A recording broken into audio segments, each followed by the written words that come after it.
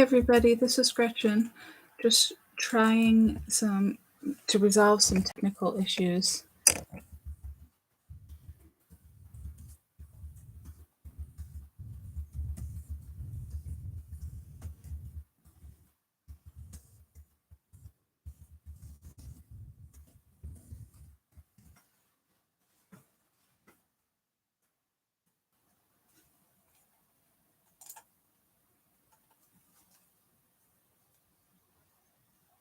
Hey everybody, this is Gretchen with G. Eileen Studios. Getting ready to do a fun Valentine's Day or really any occasion card class, but unfortunately I'm having some technical difficulties, so I had to change the link for the stream. So I am trying to get everybody over here, but so it's going to take a few minutes. I appreciate your patience. Oh, good. Okay. Hi, Kathy. Hi, Cheryl.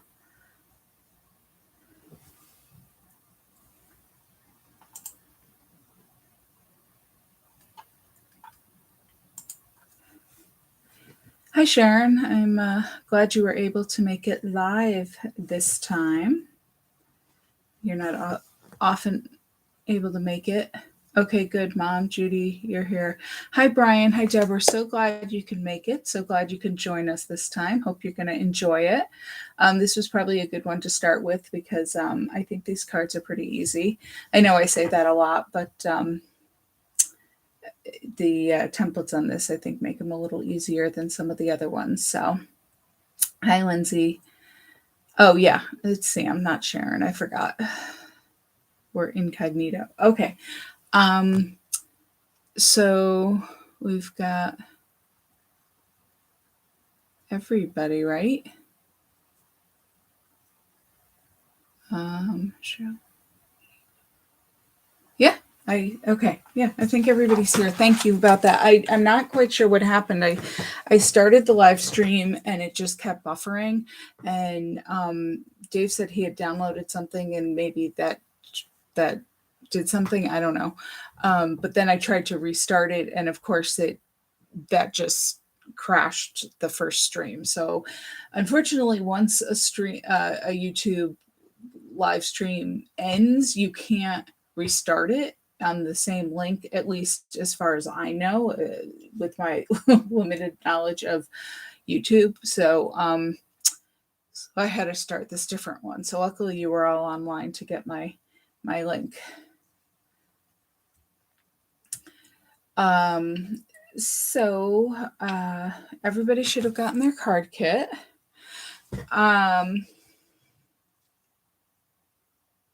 We are going to I used, you guys don't have to do it, but to create these fun trifolds. Whoops, upside down. Hold on just a second. Hello? Hi, it's giving me everything but the Valentine's Day card. Did you follow the link in the chat that I sent? Yes. And it comes from the Valentine's Day card for what I didn't play. You give me every other one you did on that one. Hold on a second. I'm just trying to help Judy out.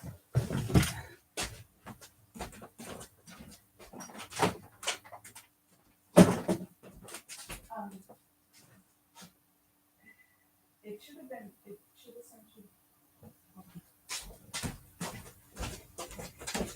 Hey guys, when Judy's not getting to this video, you guys just clicked on the link in the chat, right? And it brought you to this page for this stream. Can somebody? I assume they did because you're all here. Yep. Okay, I got it. Oh, okay, good. Okay, bye.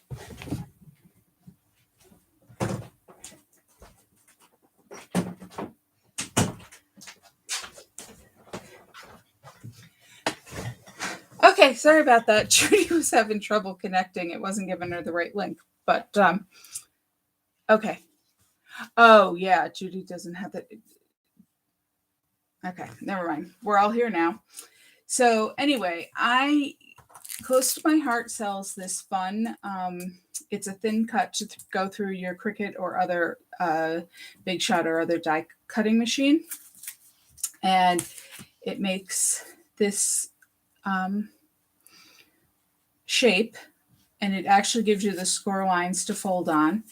And then also in it are, well, it's the heart is below. Actually, the heart is somewhere else because I was using it. But the heart that cuts out this heart, but then it also comes with this scalloped kind of shape, which I did not use. And in the current catalog, and in addition, you can buy these stamps that coordinate with them. There's a heart outline, and then there's this scalloped kind of heart line outline, and then these sayings that all fit in these shapes. So you can see, you know, if you, I mean, I use the glitter paper and the pattern paper on my hearts, but if I was going to use a plain paper, you could, you know, stamp the heart and then one of the sentiments from these sets. And then there's also this set, which is, you know, doesn't have the scalloped. It's more of the rounded corners to more of a traditional kind of envelope look. And it comes with these two shapes. So, and then you also get the belt. This is what I called the belt, which allows you to create your enclosure that slips over the card. And then in addition, I used the current January Stamp of the Month set. So this is only available this month. It's called Sweet Little Things, and all of the stamps I used came from this set. It is $18.95 or only $5 with a $50 purchase. So if you were going to get the note card cut, which is $34, you're almost there. So that's what we're going to use today. And I used a couple different ink colors, which I'll go over as we encounter them.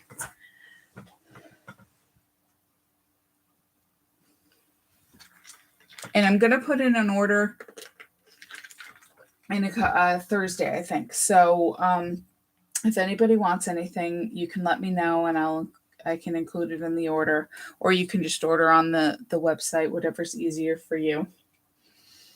And I've got another class samples to show you after class, but let's get started with this.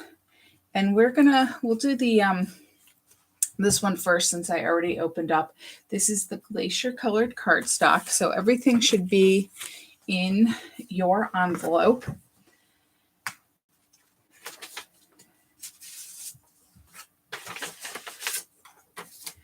And you'll notice that we're going to make envelopes for these a little later. Obviously, this size envelope is a little big. You can mail it in this envelope. It would be fine. You know, it can move around a little, but I think I've showed you before, if you're worried about it moving around, you can add some adhesive on the inside of the envelope to, well, not here, but to make it a little over here, to make it a little smaller so it doesn't move around as much. But you can mail it in a bigger envelope. But if you want a smaller envelope to make it fit better, I'm going to show you how to make those later. So the first thing we're going to do is fold our note card. And you'll see on this side, it actually has these very faint lines. And those are your score lines.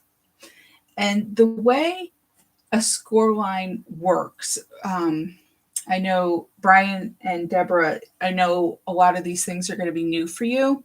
So if you have any questions, just ask. There's a little delay in the chat, so I'm not ignoring you. But I will answer any questions. If you know any, if you you don't understand anything, please just let me know. So when you score something, and we're actually going to score on the envelope on the scoreboard, so I'll show you that later. But it's kind of, when you fold it, it's kind of the opposite of what you think. So you can see here, this side is indented, and it's the darker side of the cardstock, and you can kind of tell it's the outside because of the way the these stitch lines, which are created by that thin cut, how they look. If you turn it over to the lighter side, this is the inside of your card, and this is where it's kind of bumpy. The score line is kind of bumpy. That's the side you're going to fold in. It's kind of counterintuitive, but that's how paper folds better. Now, you could do it the other way, but this is the way it's supposed to be. So what I'm going to do is I'm going to fold on that line, and it should fold pretty easy. And then you could just take your finger and rub it. This is a bone folder, and if you rub that against it, it just makes it a crisper crease of a fold. But you can do that with your thumb too. For many, many years, I never used a bone folder. So, and then up here underneath the scallop, you can see there's another one. So we're going to fold it again, and you can rub it with your finger or your bone folder.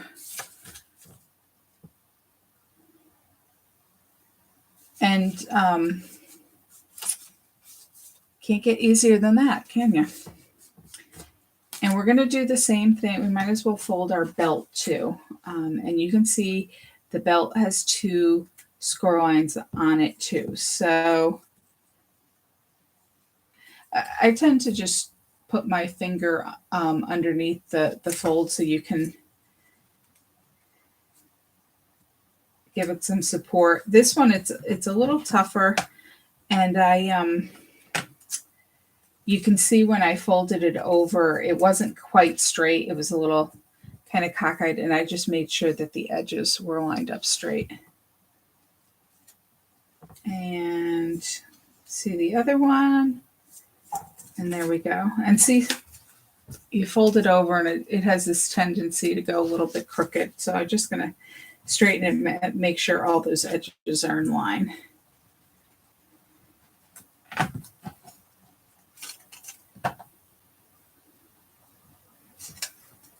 And we might as well go ahead and finish this guy first. So how I connected this was, and it doesn't matter which side's on top.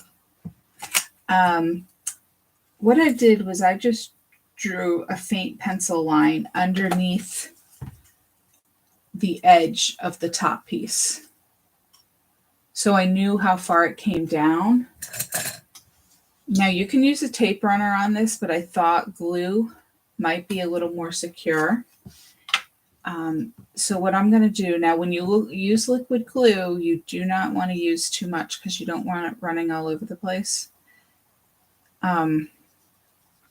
So I just put some, and I didn't go too close to the edges because I don't want it running off the edge. And then I'm just going to bring this back down. And that pencil mark shows me not, I rubbed it too hard, not to go past that point.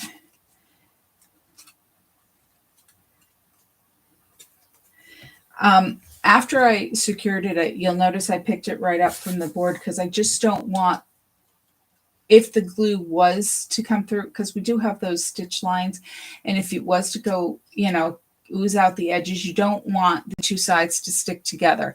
So, I went ahead and I put it down and pressed it down and made sure it was secure, but then I picked it up and then separated it again, just in case. And you can just use your fingers to secure that.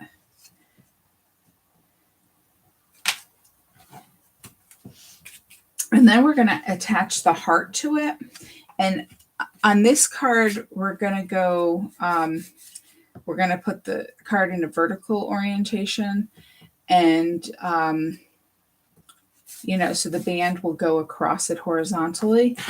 And so the heart will go this way. So again, I put my heart where I liked it, kind of centered top to bottom and left to right on the belt.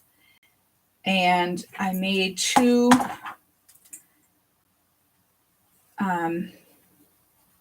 pencil marks kind of around the edge of the heart. You can go all the way around, or you could just do part of it. Try not to make it too dark so it doesn't show up, in case you don't get it on exactly right. But again, this will tell you or show you where you can put your glue.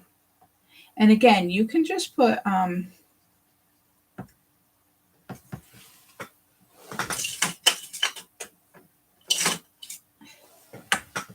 where you can put your glue so you don't go past the edges.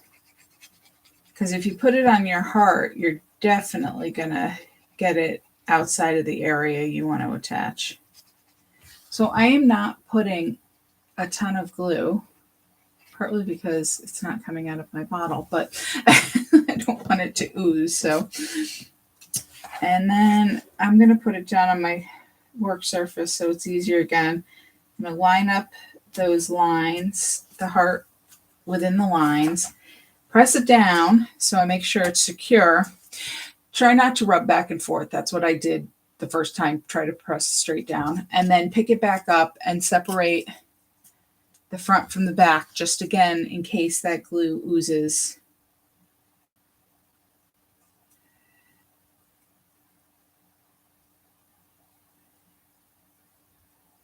And then just hold it. You shouldn't have to hold it that long. I'm giving it a little more pressure than I need to.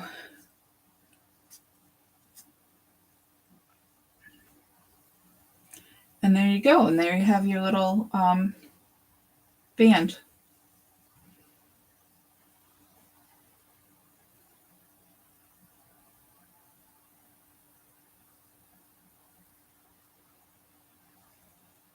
I'm just hesitating for a moment to give you guys time to catch up if you need to. This is my little, in case you were wondering, this is my little glue holder. I got this on Etsy. It was obviously made on a 3D printer. And it's just a stand, so when your glue is open, you can stand it and it keeps the bottle upside down so the glue keeps going towards the tip. I'm actually going to close it up now because we're not going to use it again until the next card, but it's just something I've found to be handy.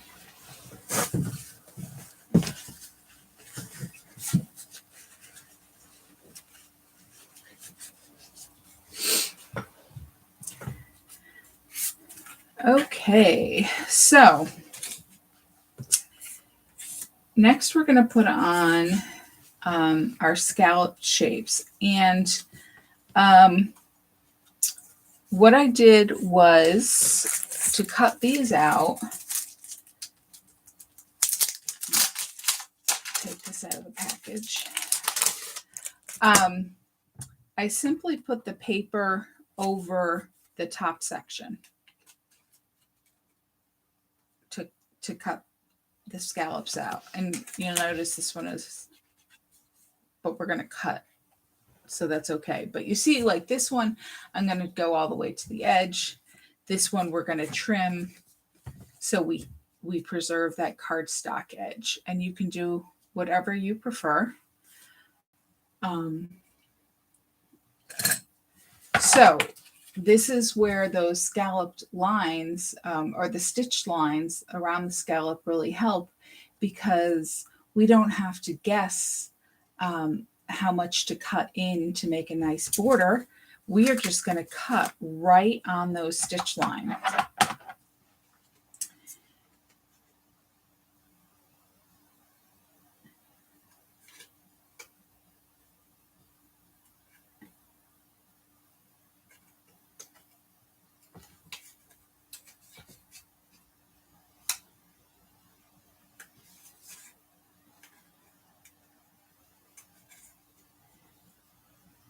No, the stitch line almost looks like it could be punched out, but I don't think it's that flimsy.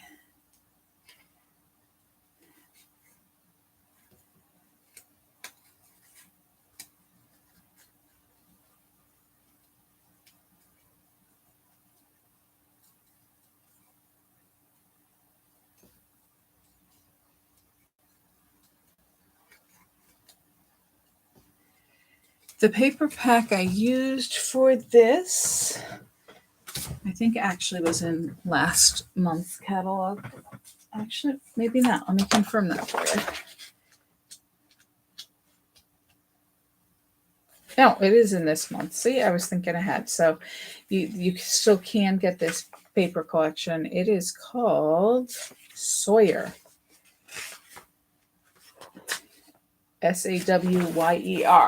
I am not quite sure the meaning behind it, but that is the name. So we're going to be using most of the papers from this collection in one piece or another on these cards. And like I said, this color is called Glacier, which is the color of the cardstock. It's one of my favorite colors, as some of you might be able to guess.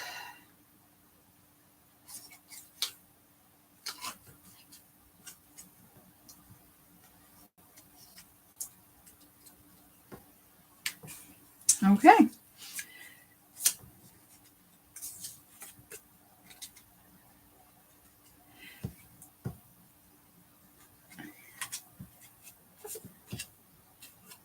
Just cleaning up some of the edges. All right. Now, as long as we're at it, we're going to do the other one, because in this side we have the darker color, which is Harbor. However, I find the stitches harder to see on the darker color than on the lighter color. So I'm actually going to cut it from this side, both pieces from this side, because I find it easier. If you find it easier to cut on the other color, that's fine. In the end, it shouldn't matter which side you cut on. And this die is symmetrical. So I did not, when I was cutting out the pieces, I didn't have to make sure, I cut this piece on this side and that piece on that side. It'll fit either way.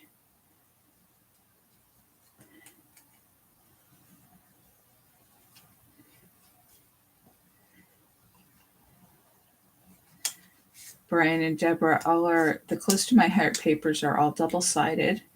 And the cardstock, which comes separately, you can buy a pack that coordinates with paper collections, or you can just buy, single colored sets, whatever you want. It's all, one side has the true color, and then one side has a slightly lighter hue of that color. So when you are making things, you have two colors to choose from, which is nice sometimes. Okay.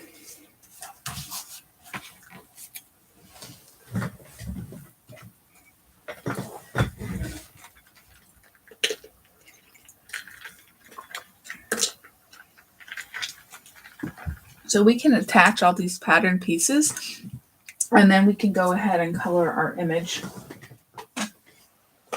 So just make sure you put the adhesive on the right side. So this is going to be the piece that goes on the inside. And you can use liquid glue for this, or glue stick, or whatever. This is my giant adhesive gum that I use. I just try to get, close to the edge. In this case, where it's, you've got all those curves, it's a little more challenging, which is why, liquid glue might be easier for you. And then, so to put this on the inside piece, I'm going to butt up the straight edge with the fold line, and then all of your curves, this little piece I cut off, there we go, should line right up with your stitch line to give you that perfect little border.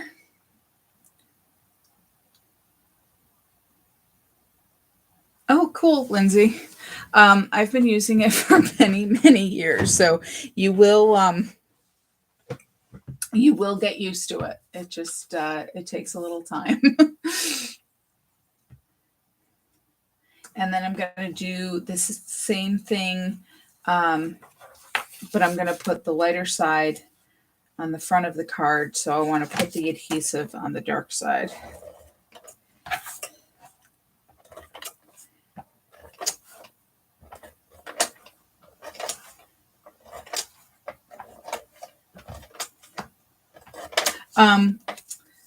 Lindsay, I want to let you know that hold on a second, I'll finish the thought in a minute. So again, this is folded down. I'm going to butt up that straight line right up against the fold there, and all of my scallops should fit in nicely.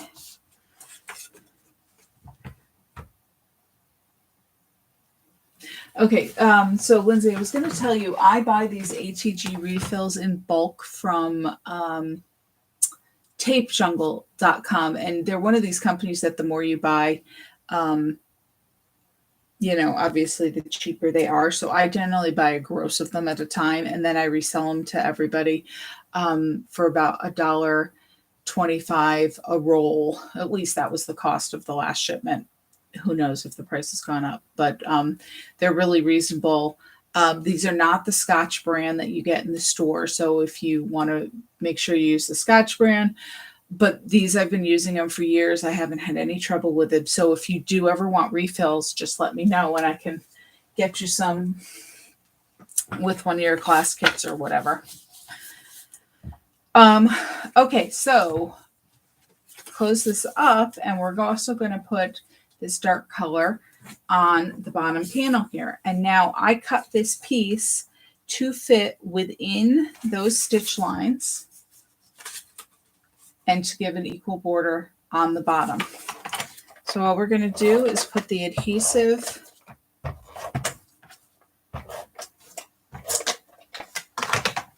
on the light side, and I'm going to line it up within those stitch lines.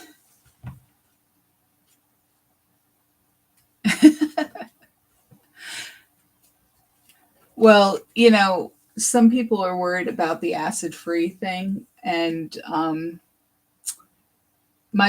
have two thoughts on it. The one is that the oils in your skin and other things you do are going to make your paper acid-free. Does that mean you should use craft supplies? No, but I'm also not incredibly worried about it, because the other thing is I make these things for myself and whoever I'm going to give it to, and as long as they enjoy it, it's fine, and I'm not really concerned if they're around 2,000 years from now. So other people have different philosophies. That is just mine. Okay, so I am going to point out that when you're cutting this out, I did want those lines to go vertically. So you do have to make sure when you're using your die to make sure to put the paper in the right direction if it's directional. Obviously, the side, it doesn't matter, but just something to watch out for. Okay, so on the inside,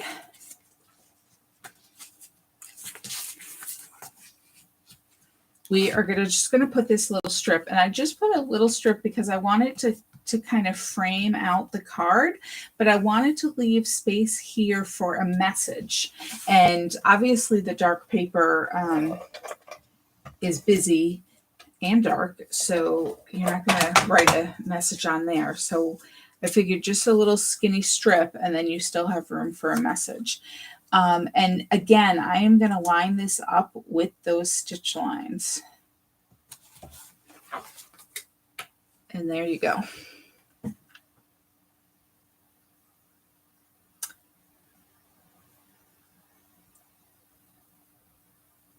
Did I?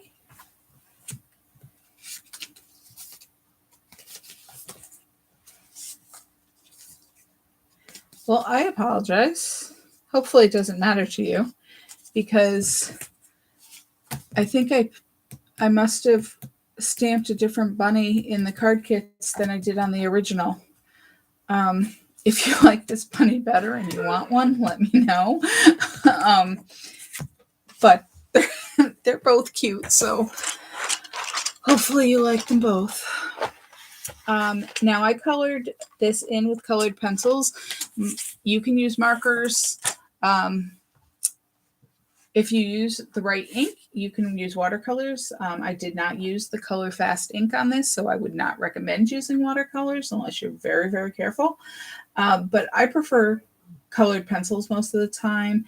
They are my go-to choice of medium because I think they're a lot easier for somebody, for somebody who doesn't have a ton of skill in coloring, which I do not. I get by, but I am no expert. So I think they're a little more forgiving. So that's what I use. So I made my bunnies gray, and that's what I'm going to stick with here. And basically what I do is I start out very lightly when I'm coloring. And the other thing that might help is to give yourself a softer surface.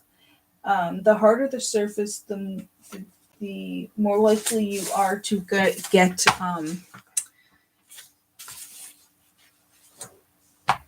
lines. What's the word I'm looking for? But to get marks from a point on your pencil point in your coloring. So if you have a soft surface and a light hand. And what I usually try to do is I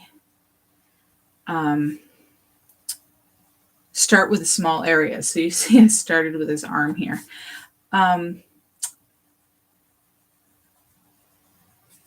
If you are not up for coloring right now and you just want to watch and put this in later, that's perfectly fine. So, his body is kind of a large area here.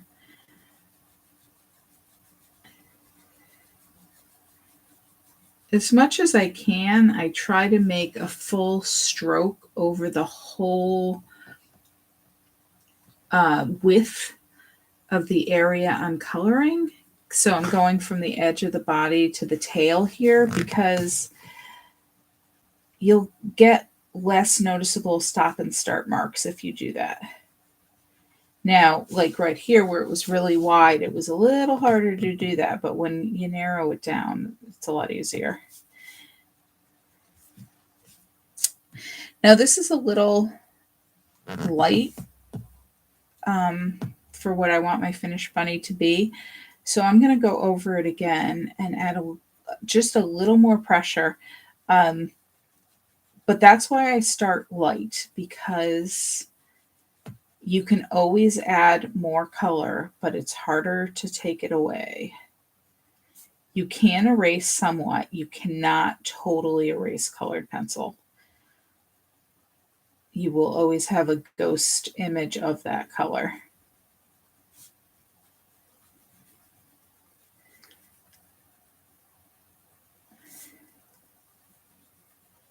So you can go over it as many times as you want. And there have been times where I'll put a lot of pressure and I'll make it a deep color and it'll be a little more, waxy looking. It gives it that kind of shine if you put a lot of the color down. It just depends on how dark you want it. If you really want a really dark bunny, or if you want a brown bunny, that's fine. I don't know why I always gravitate towards gray for bunnies. I don't know. So you can see in this one, which obviously I didn't give you this image, but I did it much lighter in his tummy area and darker in the rest of him. And again, lighter in the inside of the ear and darker on the outsides of his ears. I'm going to leave his tail white because bunnies have to have white fluffy tails, right? And then I'm going to move up to his ears and his head.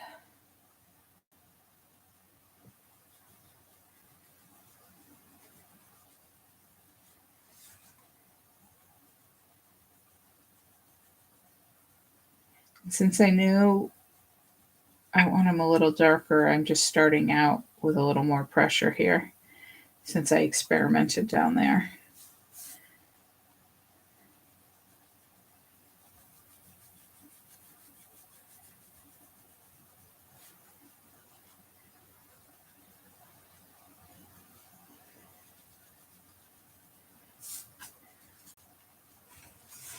Okay, now what I usually do is I'm going to go through and, you know, there's these marks from the artwork from the image, you know, showing little kind of shadowy spots in his fur. And I'm going to take advantage of the artist who put those in and go over with my pencil and do it really, add a lot of pressure and make that area darker.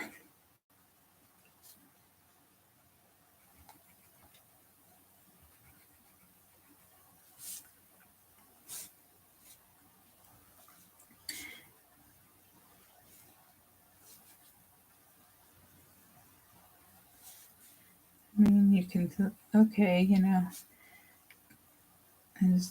where his arm is hitting the body, you know, it's going to be a little darker down here. There's going to be a little shadow under his head. Now, you don't have to go crazy. You know, I'm sure the people you're sending cards to are not going to, you know, worry about the realism of your shadows on your little bunny here, but just like to give it a little oomph. I'm going to color the little guy now.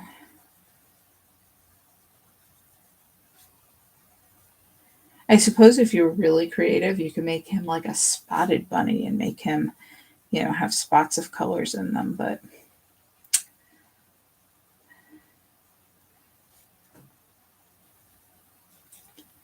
honestly, that's a little challenging for me. The reason I started stamping, or it's not the reason I started stamping, but it's the reason I fell in love with stamping, is because I always wanted to draw and I was never good at drawing. But with stamping, you don't have to draw. Somebody else did the drawing for you, but you can still use this amazing artwork.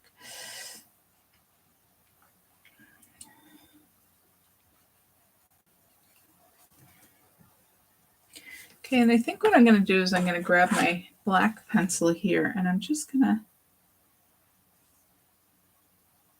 trace his whiskers. Don't know if I like that or not, but I'm experimenting.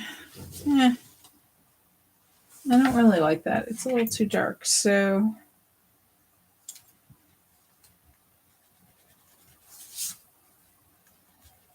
like I said, you can never get rid of it altogether, but you can lighten it a little.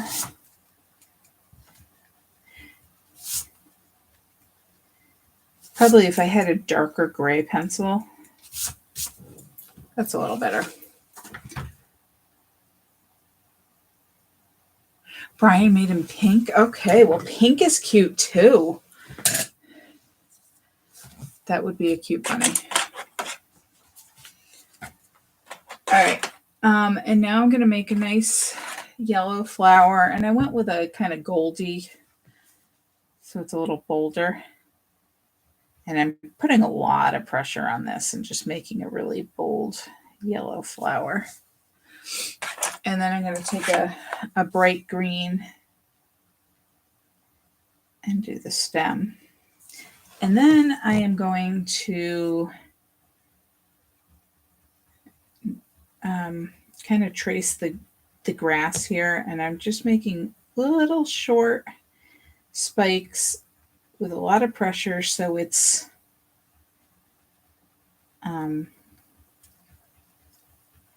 a deeper color. And then I'm going to lighten my hand and just color right under, and then kind of freely bring the grass down. So it kind of fades into the background here. And you can do as much or as little as you want. Making it a little deeper right under that grass line and then fading out as I get farther down. And I did the same kind of thing, but a smaller area on that one. And then I just thought it was very stark on the white background. So what I did was I took a light blue pencil and very, very, very lightly shaded in the sky.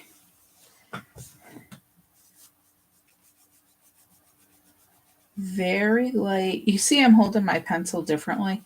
Just very, very light strokes, long strokes in the white area.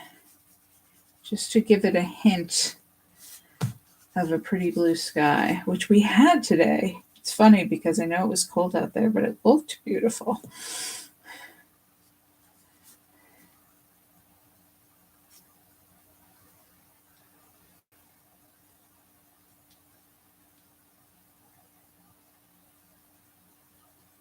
Although it was so bright, I had trouble with the screen on my treadmill because it was shining right in on it.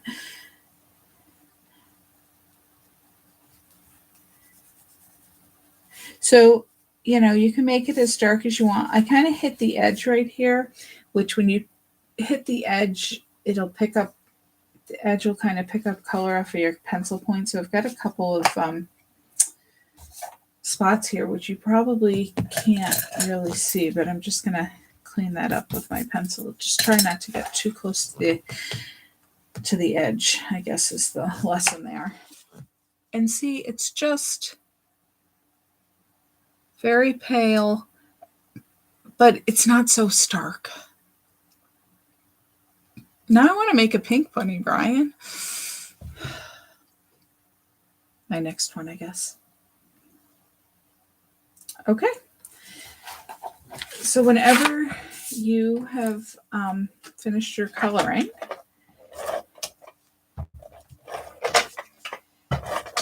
just add adhesive to the back. And now this panel doesn't have the stitch lines, but you should be able to easily see it fits centered right on there.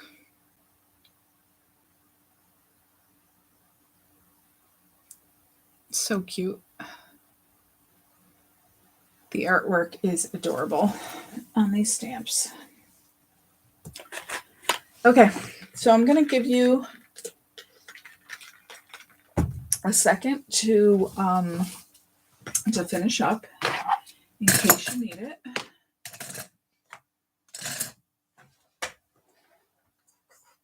Put all my supplies where they belong. I'm going to put the belts back on this sample so you can see it. And leave that one opened up.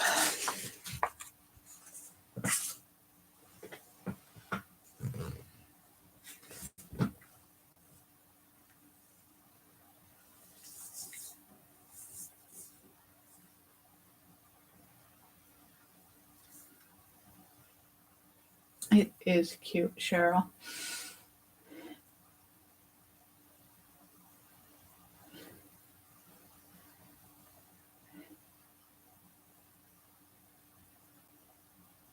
And the stamp set has some other cute sayings that I didn't use them all because, I'm always a little hesitant about stamping the sentiments on the cards because I know everybody has their own. I don't know what people are going to use them for. And, when you're in class, when you have a class live and you're using my supplies, you can stamp them or not. But if I stamp them for you, you're kind of stuck with it. But if you were to get the stamp, there's a lot of sentiments. You're my greatest joy, sweet little things, oh, happy day, and I did use "You Mean the World to Me" and "You Make Me Smile." So you could probably use those sentiments with the other stamp sets too.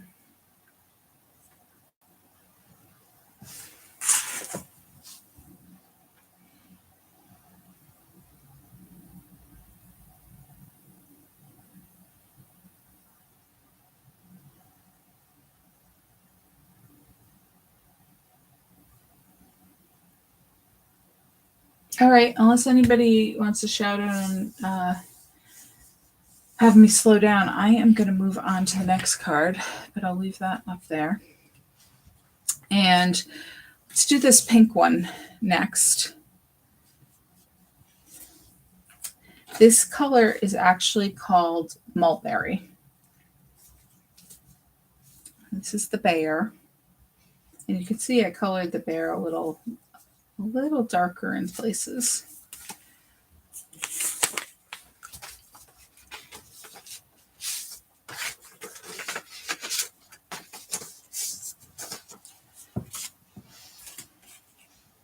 And we're going to do the same thing on this one. We are going to fold on the score lines. And I put the darker, and I think on each of these cards, I put the darker color towards the outside.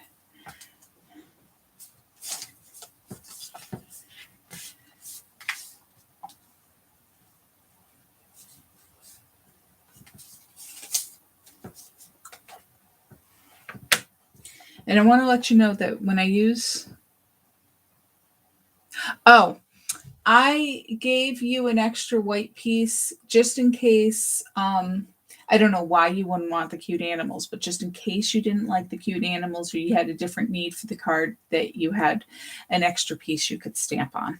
But you can save that for your next one or for something else. So,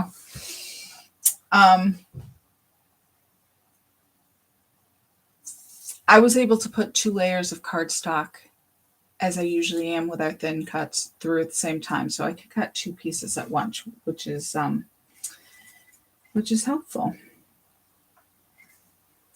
Now on this one, I put it through the wrong way. So I am going to have mine be with the lighter side out, but yours should all have the darker side on the outside. I made sure of that.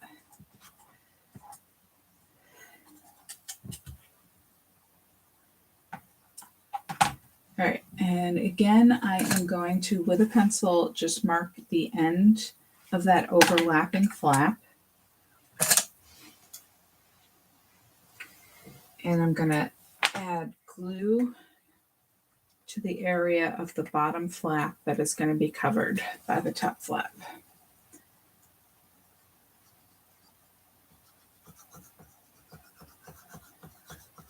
If you use glue the first time, you should have a feel about how much is a good amount.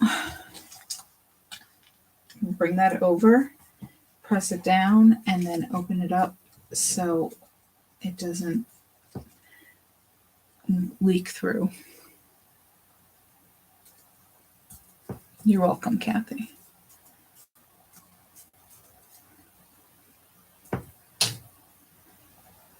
Yeah, and Judy, you probably don't have that white piece because I know you wanted the animals, so I didn't actually.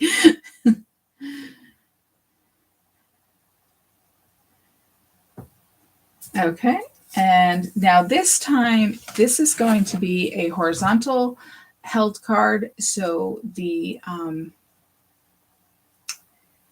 belt is going to be vertical, so the heart goes on it vertically. So I'm going to put it where I want it.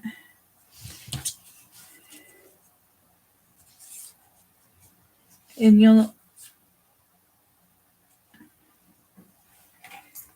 didn't get it back quite on the spot where I marked it on my sample, so I got some pencil marks.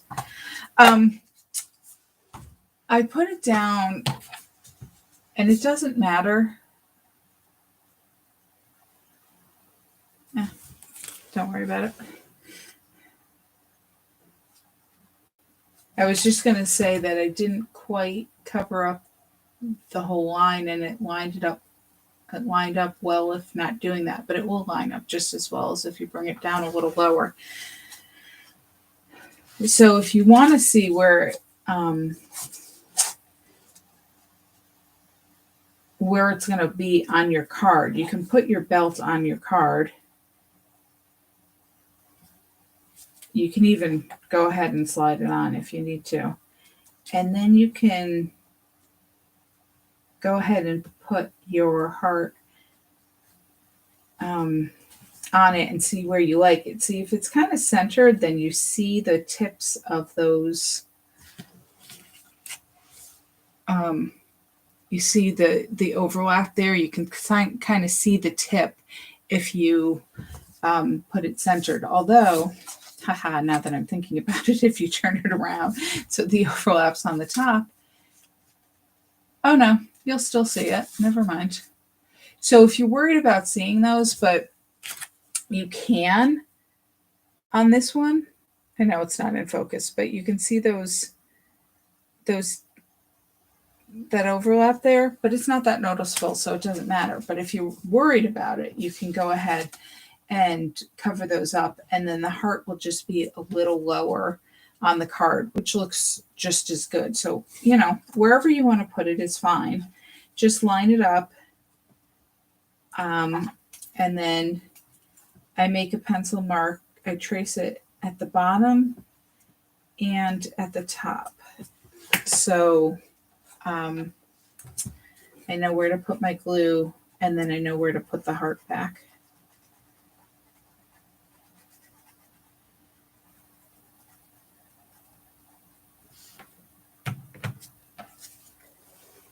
And I'm going to try to line that back up. You'll see that the glue is very forgiving for a few seconds, and then once it sticks, it sticks. And then open it back up. So again, no glue leaks through and seals your belt.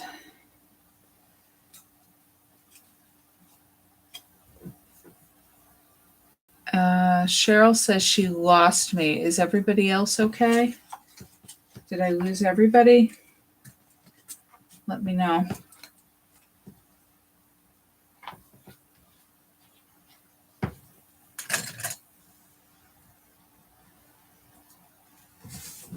I'm just going to type to Cheryl and let her know.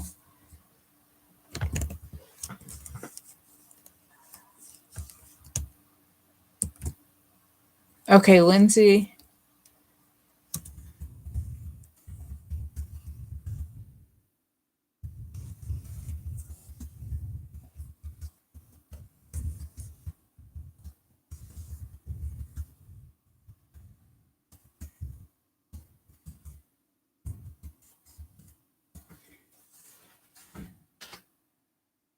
Oh, I froze with Mom too. But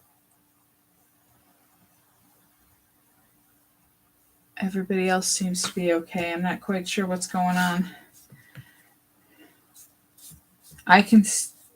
My video isn't frozen. Okay, Mom said she clicked on the screen and I started again. So maybe you accidentally clicked, Mom, and paused it. I'm just erasing my pencil marks because I didn't get quite right on the spot there. Okay, Cheryl is back. Refreshing did it. Good. Okay, so basically, Cheryl, I'm not sure where I lost you, but I was just doing the same thing I did with the other belt on the other card, which was mark the spot where the overlap happens, glue, then mark where you want your heart, make your pencil marks, add the glue, and then glue it in place.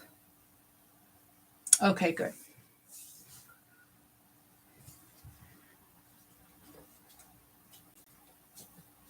So hopefully everybody is good there.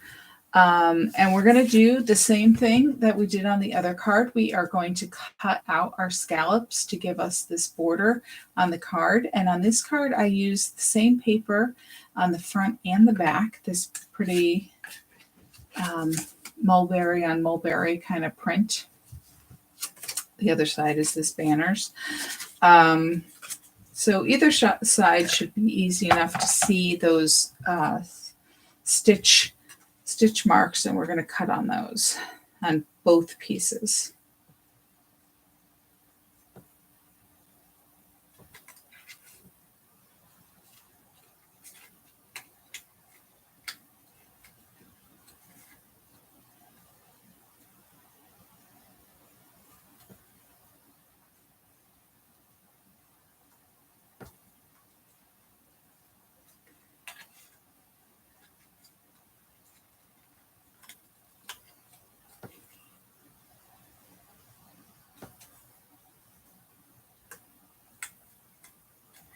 When class is over, I'll send you the link to the new video again so you have it in case you want to watch it again. Because it will not be the same link that I originally sent out. But I'll have to update all the details on the video. I just kind of did the minimum I had to do to try to get it restarted again.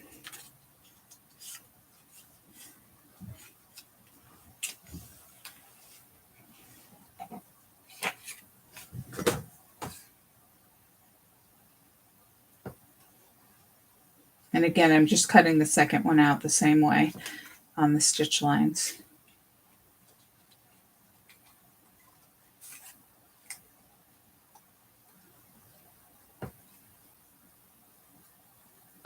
Now, I am definitely more of a scissors person, but if you like using a craft knife, you could use a craft knife, but I don't think I could get these curves as nice and neat with a knife. When I use a knife, I definitely need a straight line.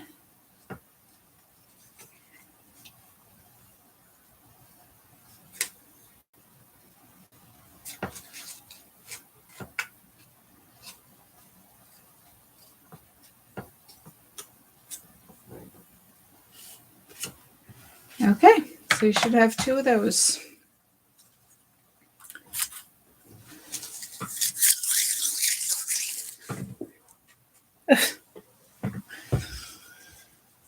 No matter how many times I try, I can't make the recycling bin, which is why I don't play basketball.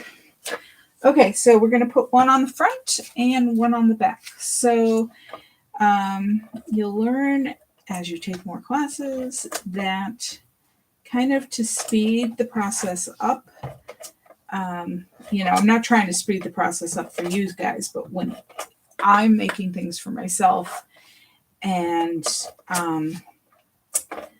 I want it to go a little faster, what I'll do is I'll put tape on all of the pieces that have to be taped all at the same time because it's faster while I already have my gun in my hand to just go ahead and do that. So I am going to go ahead and put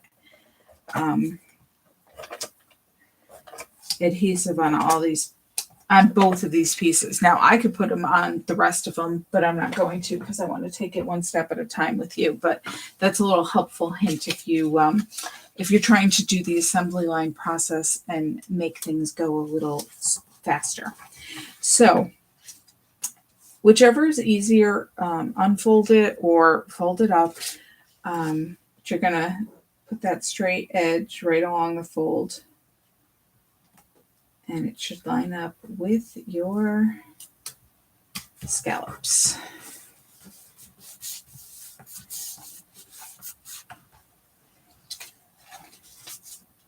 And the same on the inside.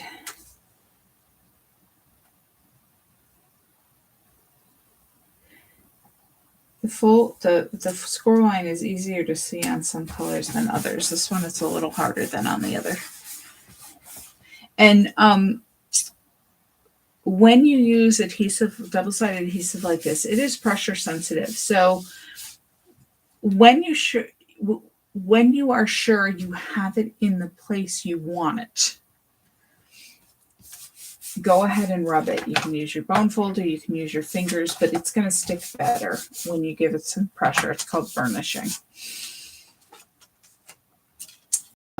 If you're not sure where you want to align it yet, don't put that pressure on. It'll make it a lot easier to come up and to reposition if you need to. So we're going to go ahead and put this piece, this floral, on the front. And again, I cut it to fit within those score lines.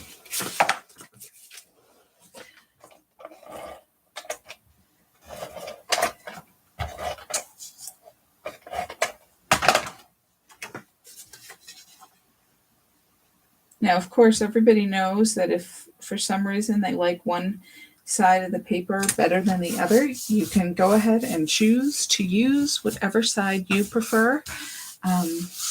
Since you're not sitting in front of me, I'll never know, but even if I know, it's okay. And then on the inside, we're going to put that strip of paper down at the bottom to finish it off again, which still leaves us that spot to add a message or sign it. You could also use the back if you had more you wanted to say. Or, my piece is a little long, but I'm going to go with it. And how I'm going to adjust for that is I am not going to put it, I'm not sure if I cut just mine long or everybody's, but I'm not going to put it just within the scallops. I brought it down so I had an even border on the two sides and on the bottom. And you'll see it's a little longer than the scallop lines. So I don't know if I mismeasured everybody's piece or just mine, but if it's a little long, you can trim it if it's a little long, or you can just adjust where you put it, like I just did. Since I had already put the adhesive on it, I was not going to trim it.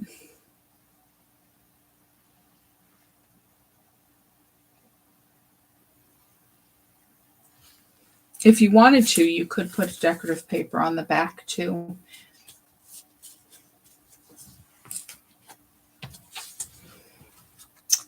Okay, so on this one, I stamped the bear. All of the images, by the way, the animal images are stamped with charcoal. No, not charcoal, sorry, pewter ink. Pewter, yes. This You Make Me Smile is stamped with sangria colored ink. I'm going to get my pile of scrap paper back so I can color my bear.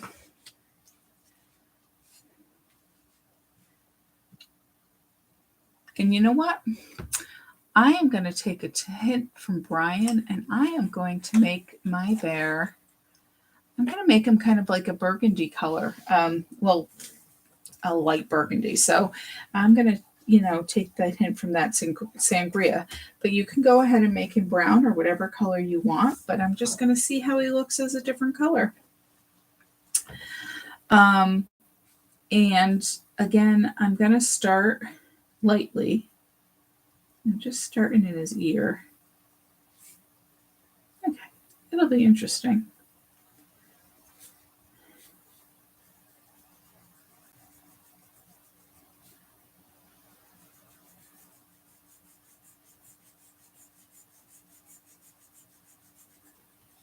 Got more of a tip on this one, so it's making more definite stroke lines. But I just turned the pencil and got a duller area and going over it again, which helps smooth it out.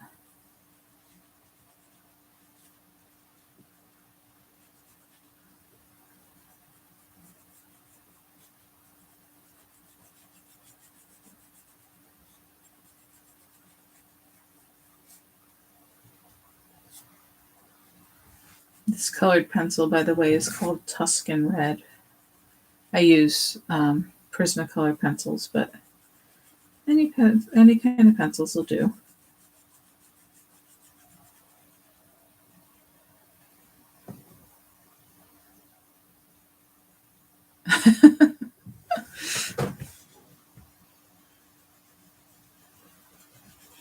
Happy hour classes get a little dangerous when you've got sharp instruments, but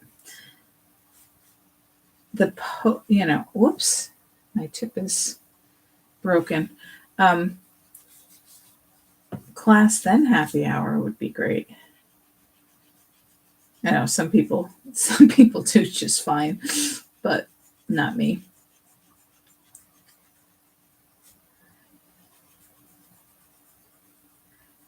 Although I suppose I did most of the cutting for you guys, so scissors hopefully wouldn't be too dangerous. Trying to push my pencil point back in to make it through this card without having to sharpen it.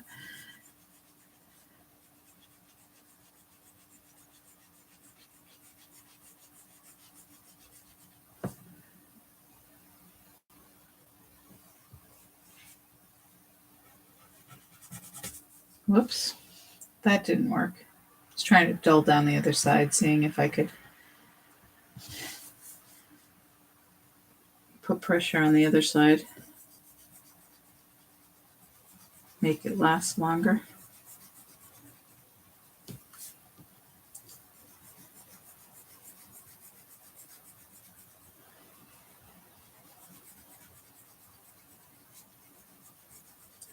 So I'm going back and I'm going to make him a little darker because I do see a lot of stroke marks and I'm just trying to soften those a bit.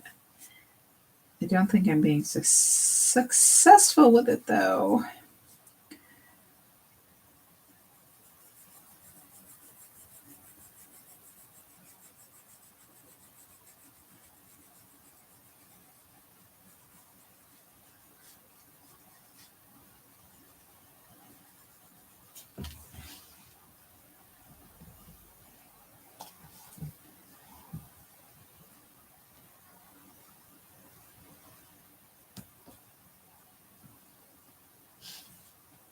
Yep, that's the end of that. Oh well.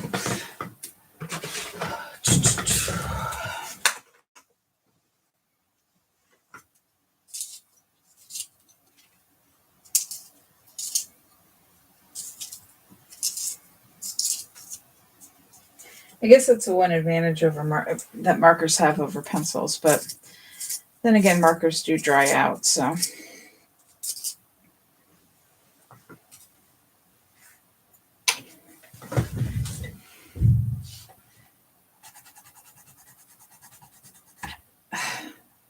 Well, obviously, it's just this color, isn't it?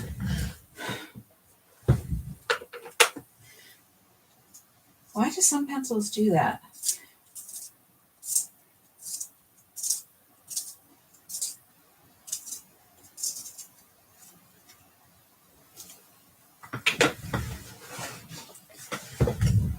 Trying to dull down the tip so I don't have a sharp tip.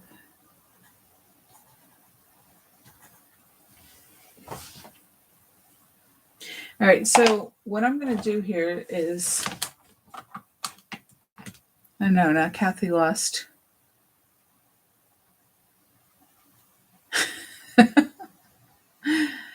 Okay, so now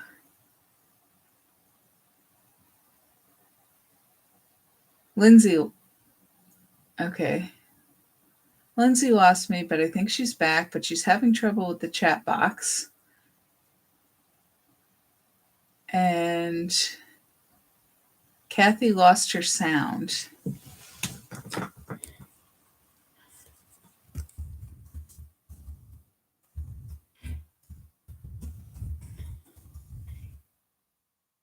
Okay, Lindsay's back and chat is fine. Kathy, are you back? I don't know what's going on. The storm was yesterday. We shouldn't be having problems today.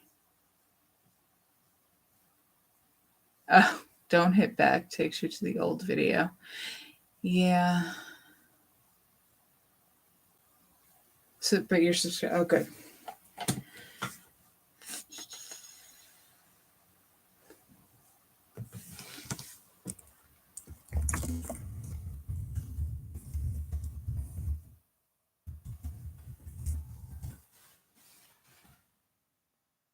husband error.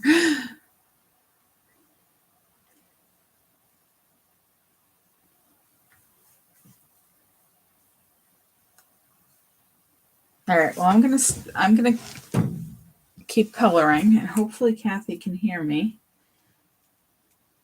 What I'm gonna do is I'm just gonna like slightly erase over some of these areas that have the more pronounced stroke marks.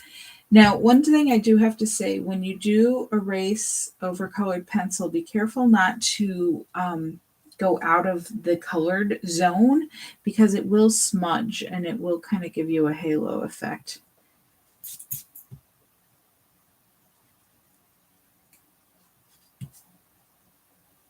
Now, I could just keep going over this, which I will go over it again, but I'm just trying to show you a couple of tips that I've learned over the years. If you're not happy with what you've colored. Okay, good. Kathy can hear me again. I know Kathy loves to listen to me, so that would have been really sad for her.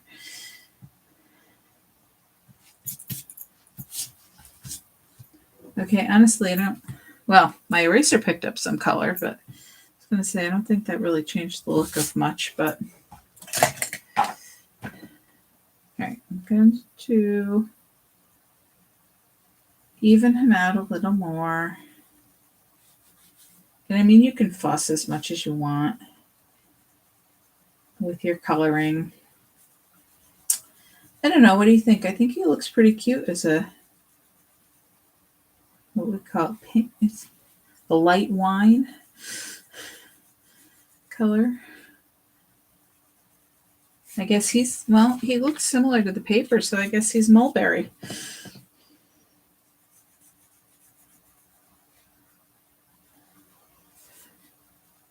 All right, and again, I am going to go through and just see how I went through, and I just highlighted those kind of areas that are supposed to be darker.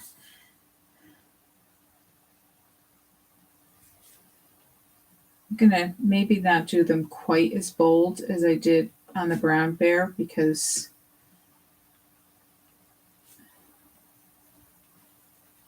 I don't want it that deep of a red. And I'm going to see, now I have a point, so I can get his little marks in his paws. And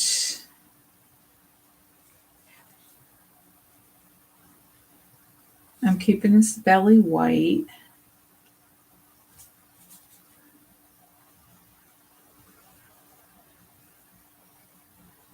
No idea that Sam was so powerful.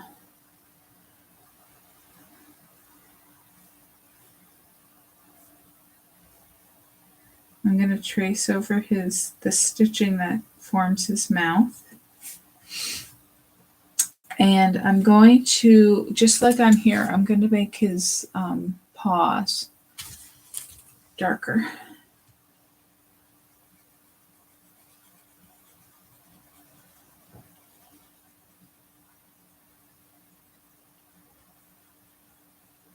Hopefully you guys find that coloring, at least small amounts of coloring like this, can be relaxing and not totally stressful. It's probably a little more stressful while you're in class and trying to rush and get it done than if you were doing it on your own, which is why I said if you want to do it later or finish it later, whatever, that's fine.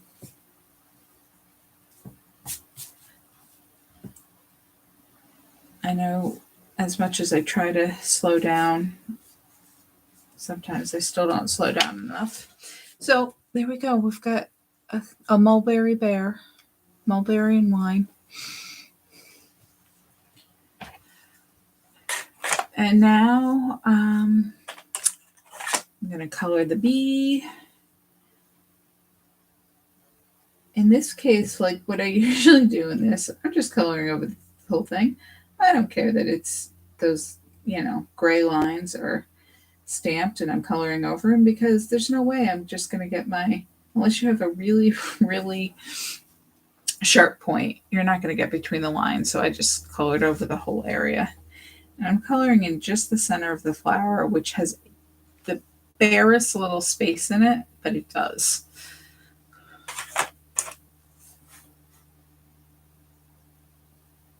All right, I think I'm going to make some... I'm going to make this flower purple this time. I made it blue here, but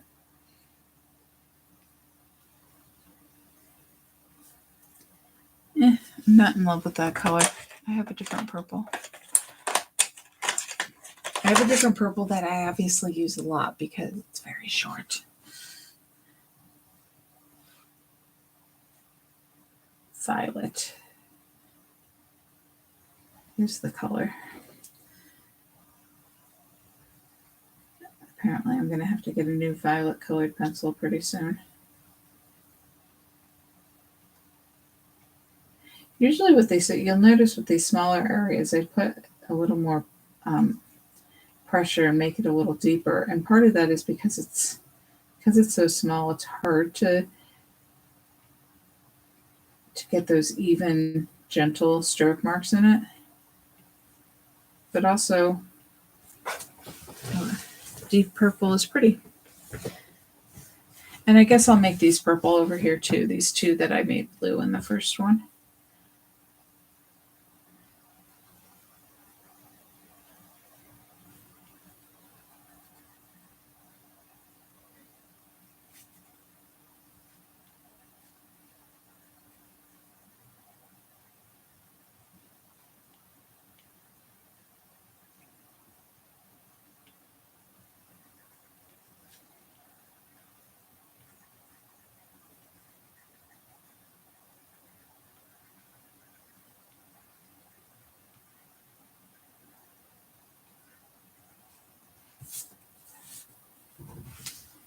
Right, and I'm gonna get my yellow pencil back and do the center of these.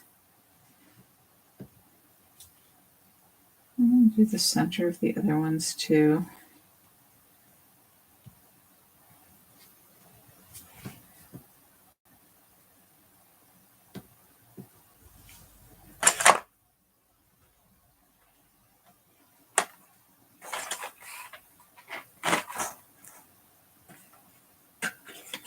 And I'm going to do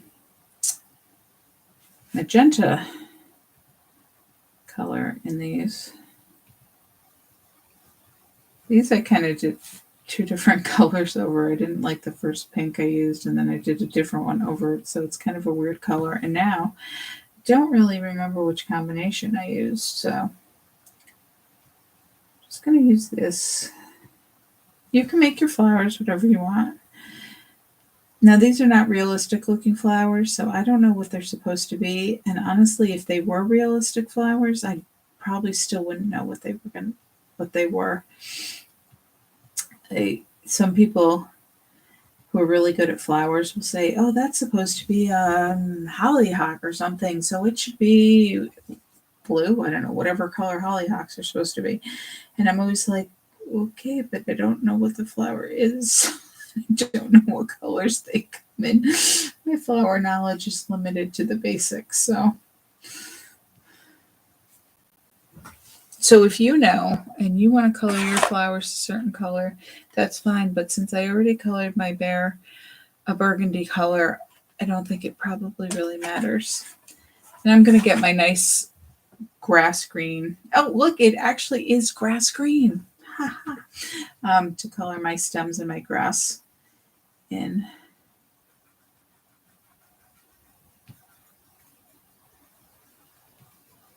It's nice when they name a color something you can understand. And then again, I'm making those really just quick, sharp little, it's really kind of like a zigzag back and forth over the drawn grass. Back on this side. These are smaller.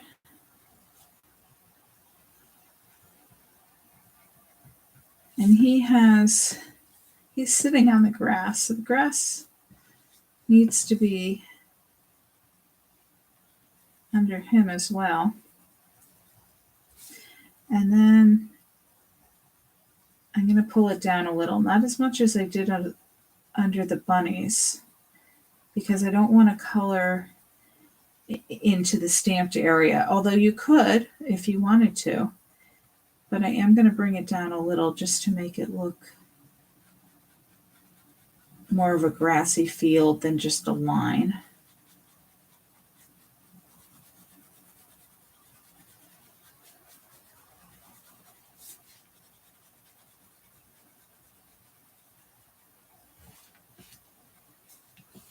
And then I can't forget this flower he is holding in his hand. So there we go.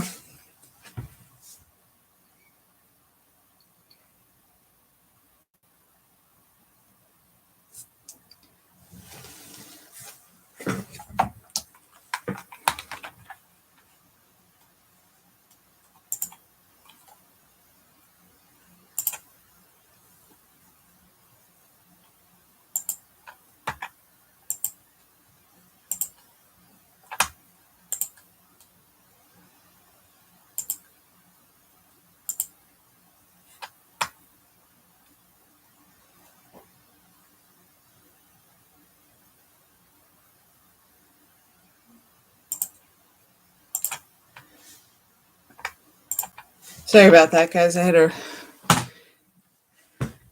remove a troll. All right. So,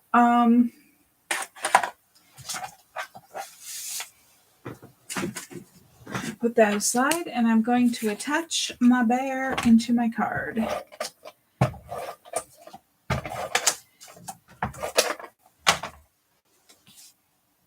We just center him in the center panel. And there we go.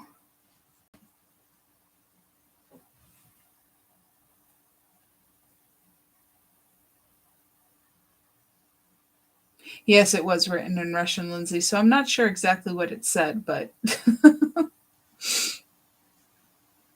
I'm assuming it wasn't it wasn't good.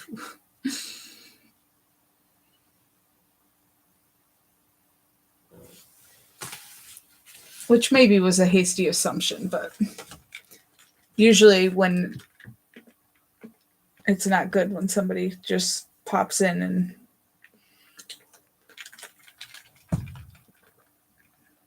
oh, you were coloring the mouse? That's okay. Oh.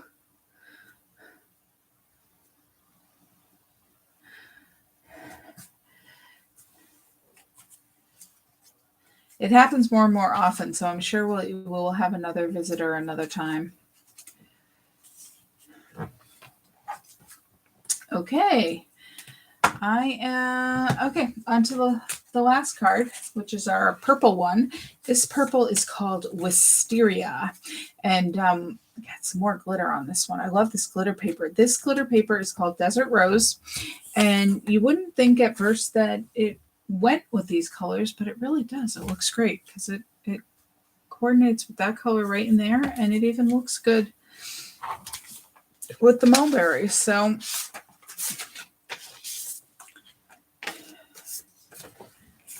all right, so this one,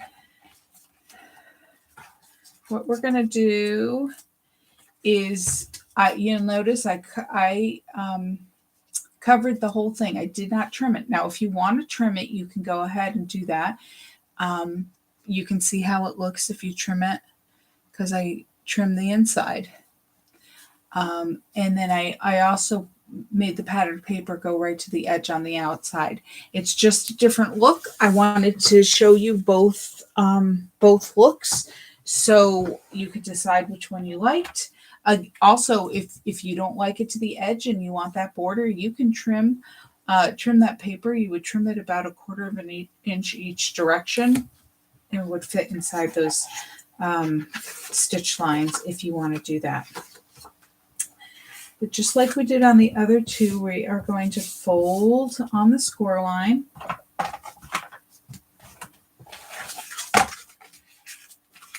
And the other score line. And then also on our belts.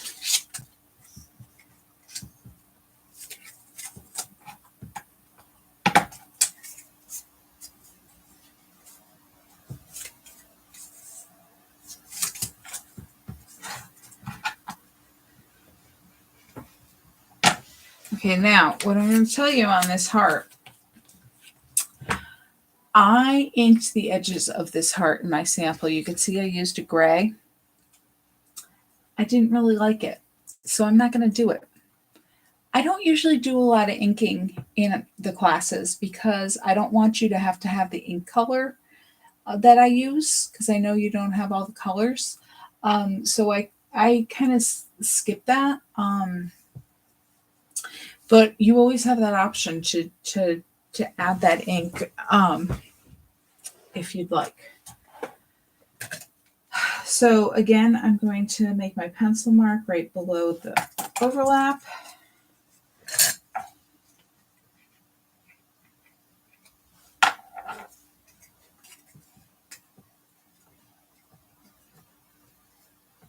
Yeah, Mom's just pointing out when I said trim a 1/4 inch, you would trim a 1/4 inch from the length, and you trim a 1/4 inch from the width, which would give you approximately the right size.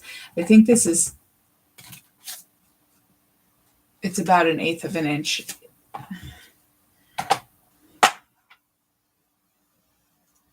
From the edge to the stitch line. So, whoops, I'm going to need that again. All right, so add the glue, press it down, pick it up so it doesn't stick together. And then again, this card is also going to be horizontal. So the belt is vertical, so the heart will go on vertically. So position it where you want it. Make your pencil marks. Did I tell you that this color, yeah, this color paper is called Wisteria. It's one of the new colors. It's really pretty.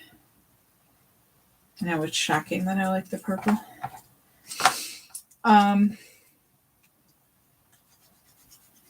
We actually used it in those winter cards too. It's the same color, which is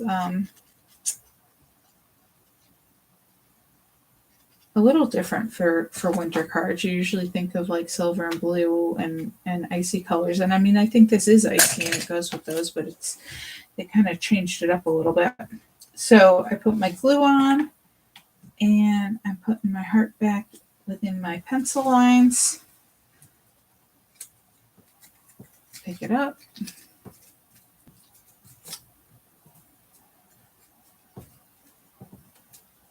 Yeah. And I did use the ink, Lindsay, on the sentiment on this card. Okay, so leave that to dry. And then I am only going to cut one of these because I'm going to keep it full size for the outside, cut it on the inside. Now, you can see that although the stitch lines are there, you cannot see it through the glitter. So you're going to have to cut from the back. If you want to cut, you can actually keep it full size for the inside too if you want to.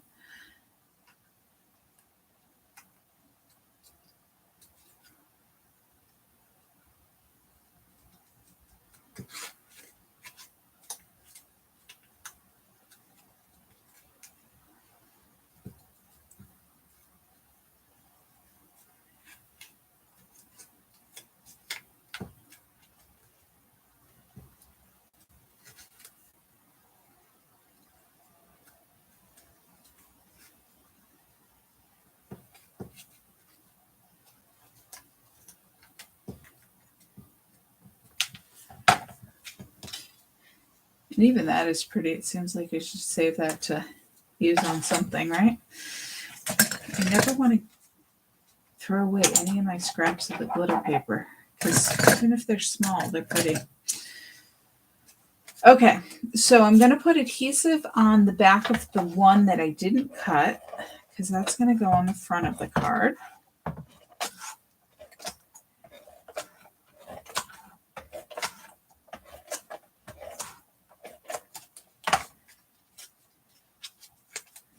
What I do is if I think I got any over the edge, I just kind of run my finger along the edge and push it back. Okay, so this one should fit right perfectly. And I found it easier to open it up because then it's contrasted against my cutting mat so I can actually see the edge.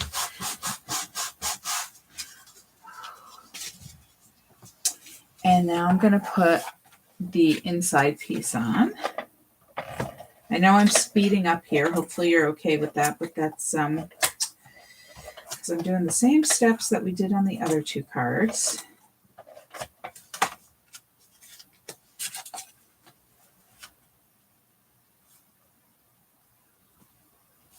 Lining it up with the folds.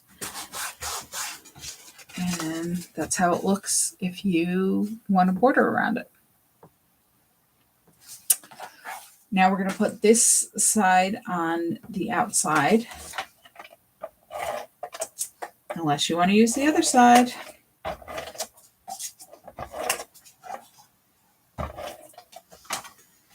And again, this should line up with the edges, but what I'm going to do is I'm going to start by putting it against the fold. Because if it's a little long, and look, it is, I lined up the fold and the left edge here, and I turn it over, and the piece is a little big.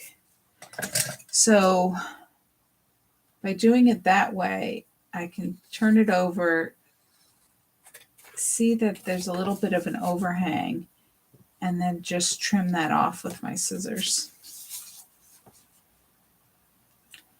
Every ruler and cutting mat and paper cutter, every one of them, the rulers on them are slightly different. So no matter how hard you try to be perfect, you can, I measured that with the ruler, but then I put it on my cutting board. It's not that they're not calibrated exactly the same. So you always get a little variance. Okay. Oh, and then I have another strip of glitter paper to put on the inside bottom. And before I put the adhesive on this one, I'm going to test this one. And this one, yes, I did cut it to the right length to fit within the stitch lines. See, there's a little overhang of adhesive there, and I just fold it back with my fingers. So I just line that up with the stitch line, and voila. And now we're going to cut, color the little mouse. I'm going to actually color his flower first. Oops. Running out of space now.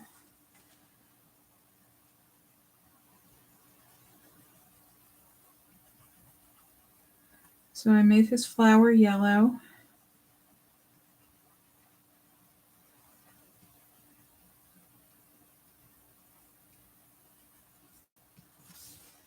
And his leaf and stem green.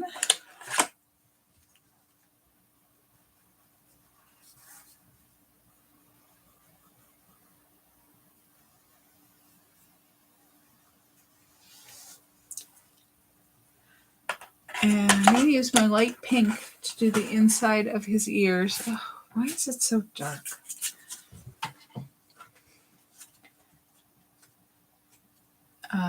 So see, I made the inside of his ears pink.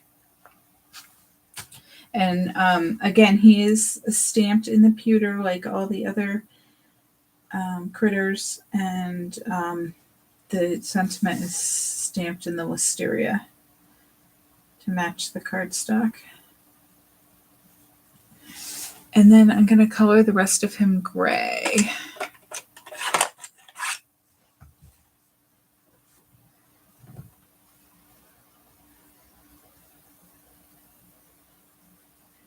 The other thing I try to do when I'm coloring is I try to keep all my strokes in the same direction. It doesn't always work because, like, see, in this one, I changed my, I colored the face this way.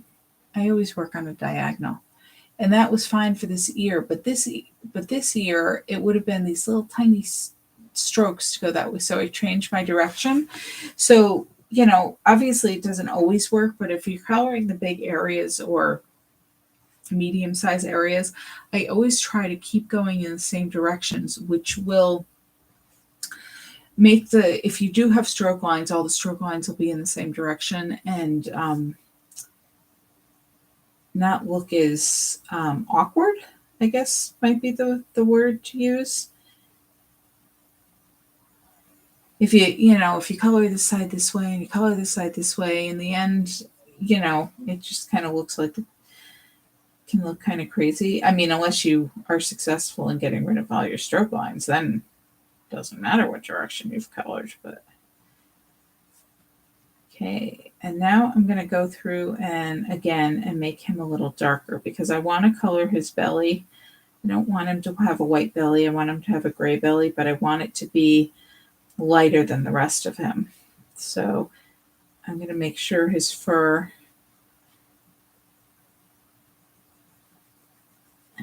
is a little darker.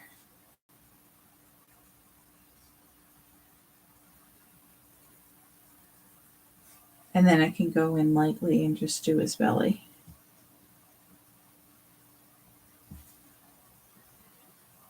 And I am not going to go over his whiskers because I wasn't in love with what I did with that on the bunnies. But I am going to do his tail, which is a little challenging because it's very skinny and I don't have a sharp point on this pencil.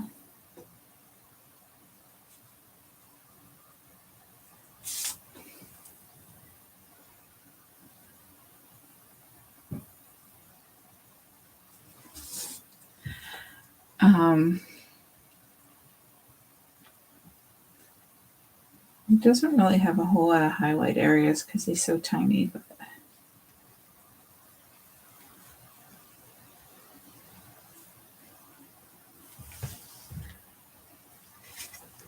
so cute.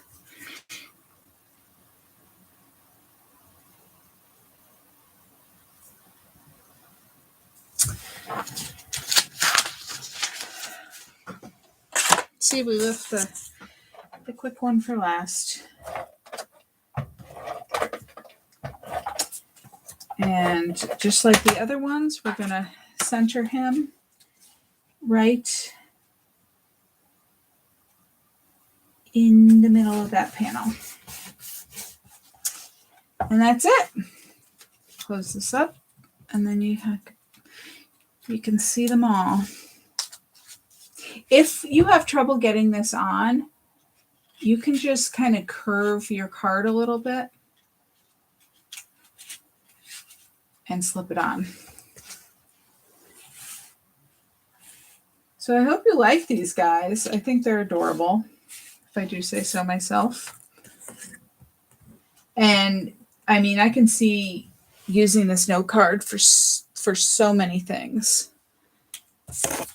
Oh, and I do want to show you, I'm going to show you the envelope. I haven't forgotten that, but I do want to show you on the Cuttlebug. If you do, now this is the older Cuttlebug. The newer, the new cutting machine that close to my heart sells is a little bigger.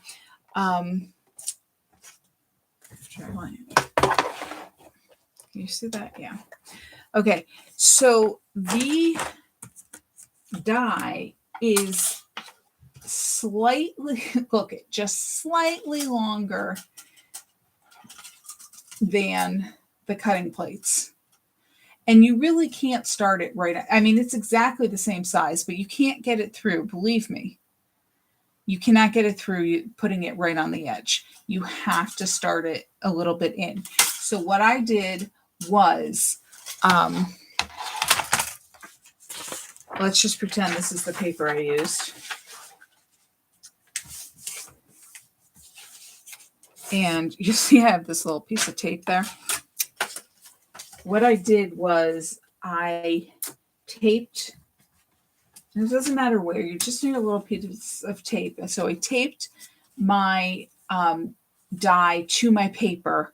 I use a removable tape when I do this, so it doesn't have as much stick to it, so it's not going to take the surface of the paper off. And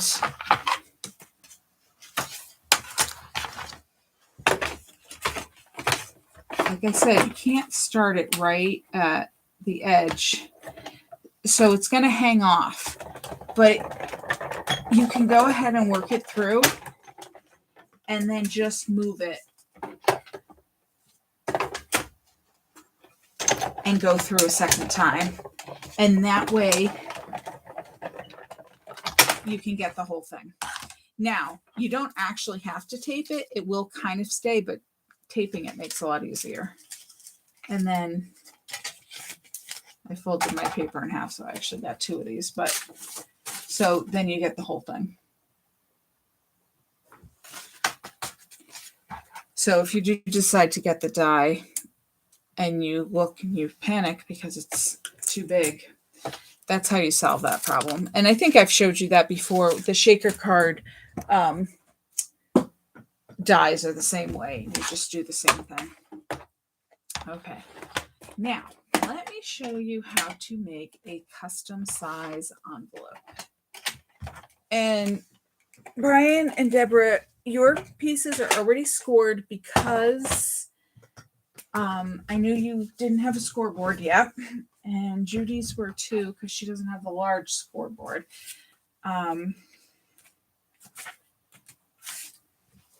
So this is the large Martha Stewart scoreboard, and there's other brands out there. I'm sideways because easier for me to work sideways from where I'm sitting. I'm gonna get my other. It comes with a scoring tool. I do not like the one it comes with, nor do I know where it is. Oh, it's over there. I like to use this one, but you can use, this is the one it comes with. You can use this. Oh, so you may or may not have noticed that it has this little triangle thing in this pocket. So this is to make envelopes. So what you do is you put it and make sure it is absolutely in the corner.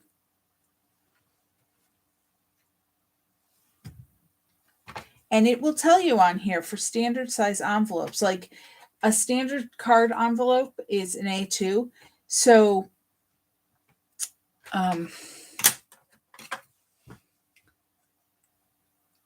it shows you A2, I can't read it if I'm, you need an 8.5 by 8.5 piece of paper. You score the A lines at 3 inches. You score the B lines at 3 5/8 inches. So this is your 8.5 by 8.5. You got 2 A lines that are across from each other. You've got 2 B lines that are the opposite direction across from each other. And I know you don't understand that right now, but hopefully it'll be clear in just a minute.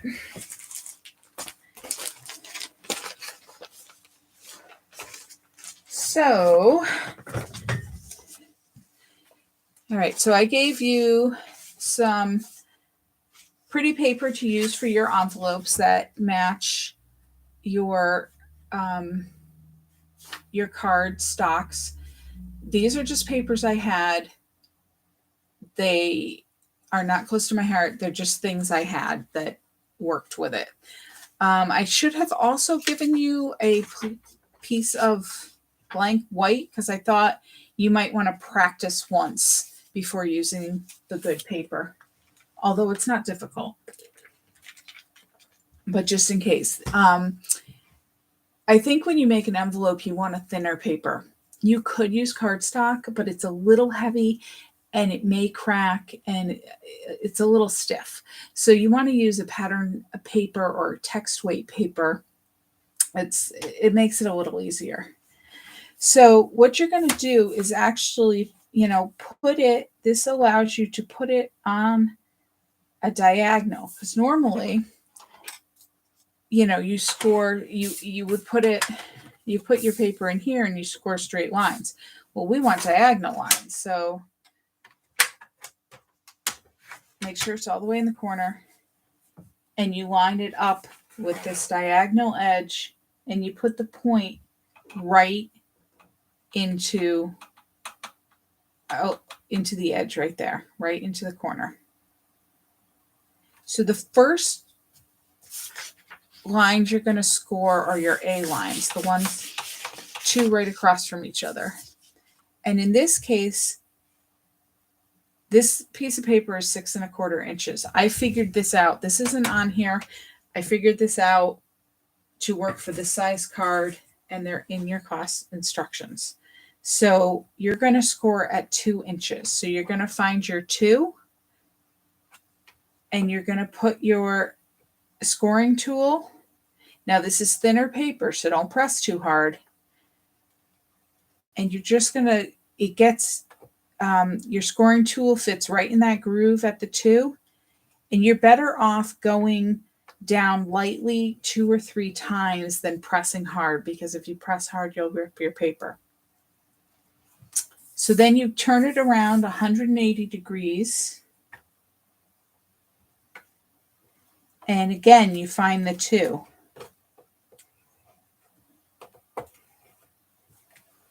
And so you've done your 2 score lines across from each other. Now you're going to do the opposite direction. So you're going to turn it 90 degrees. And you're going to score at 2 3/4. So you find your 2 3/4 mark. And again, get your scoring tool right in the groove. Turn it around 180 degrees. And again, 2 3/4. And I find it easier to do the opposite sides at the same measurement and then do, the other direction. Now, I know you're probably going to want to watch this a couple of times.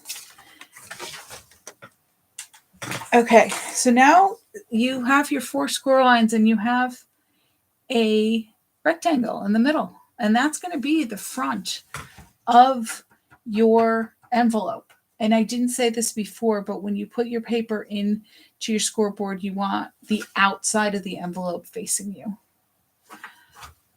So now this part, you can be nitpicky or not.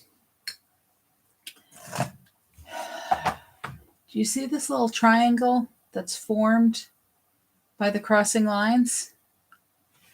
If you have a really lightweight paper, you can keep that in there. Or if you're not that fussy.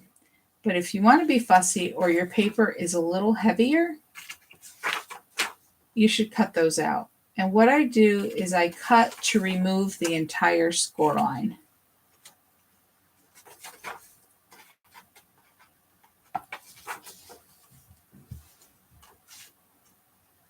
So the score line comes off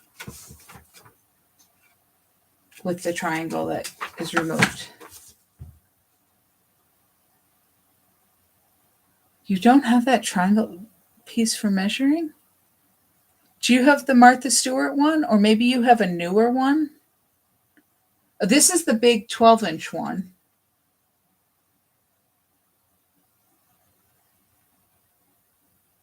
That's a bummer.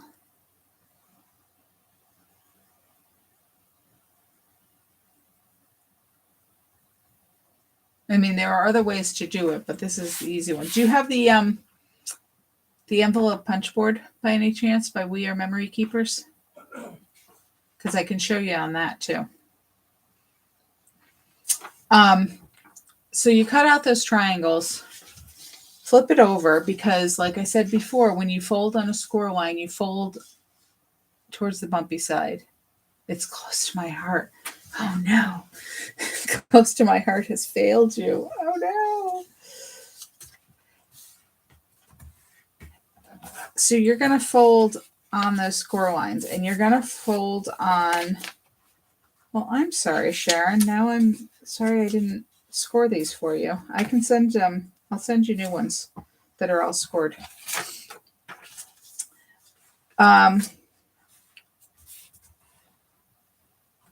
Fold on the 4 score lines, and you can see what you have is an envelope. Now, this is the bottom. You can leave it like this, but I hate that triangle. I think that's ugly.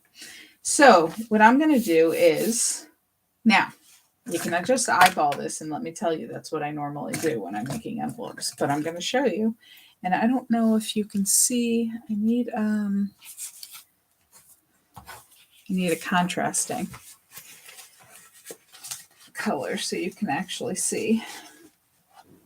Okay, so I want to cut this off. So what I'm going to do is I'm going to put my ruler right from point to point, and I'm going to draw a line. It is an outrage. And I'm going to just cut at that line. And so now it looks like more of a traditional store-bought envelope. And what you're going to do is just put your adhesive on the 2 flaps there, fold it up, and there you go. You've got an envelope which fits your little note cards perfectly.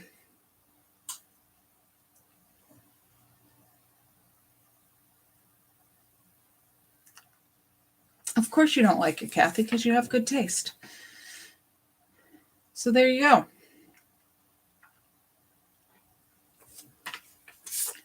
Did you get that, or would you like me to go over it again?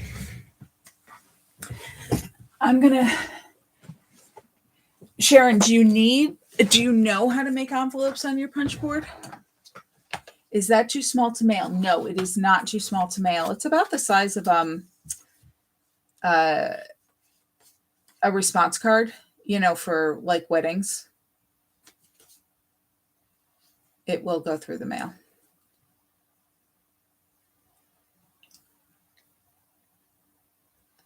Because these are, I actually have small envelopes over here.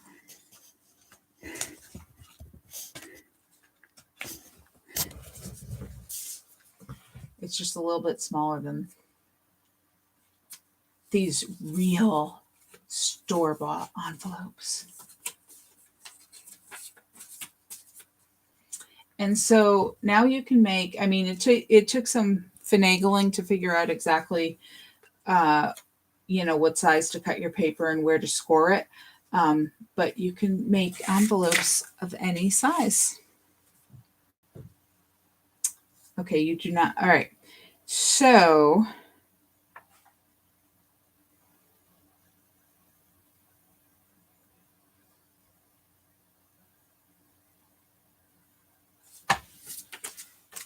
just give me a second here.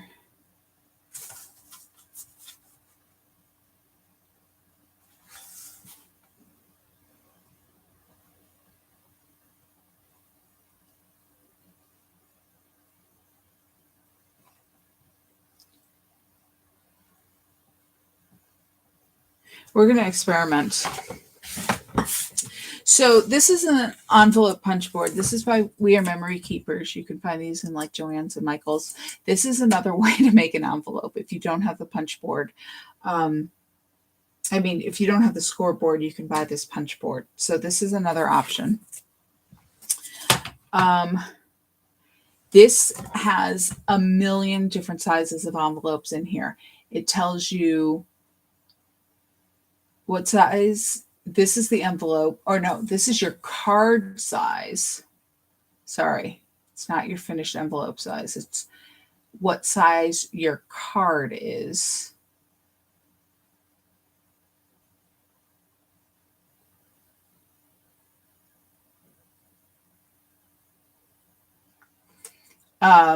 What size to cut your paper and where to score. Now, I'm going to see if it works with the same measurements I used, because it's slightly different technology here. This one has a scoring tool in the side too. All right, I scored at 2.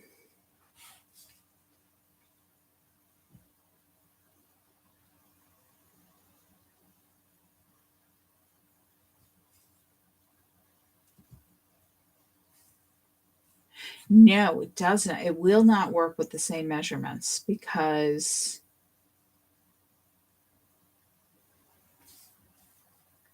but I can go backwards, I bet. Let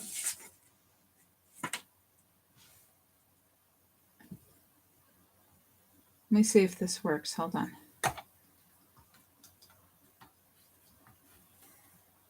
No. That's smaller. Oh, okay, so we'll do it this way. Because I wanted you to use to be able to use the paper I sent you.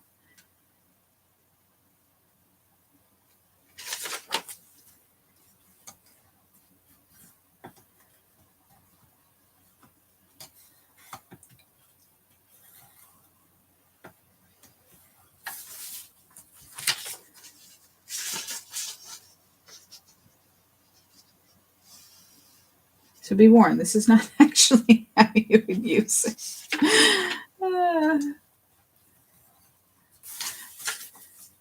I'll show you the proper way in a minute. You can see the band as I work here. Okay, so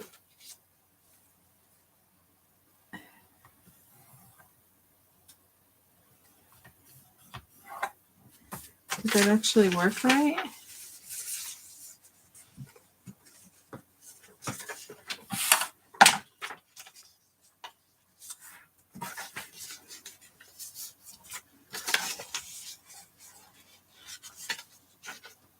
Where's my envelope? Yeah, it should actually work right. Okay. So Sharon, when you or anybody who wants to use their punch board to make their envelopes,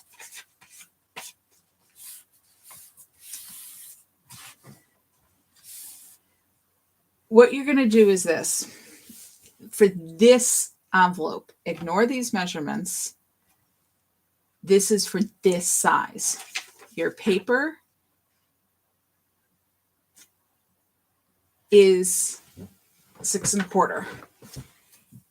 You are going to line up the first side at 4 inches. You stick your scoring tool right up in, there's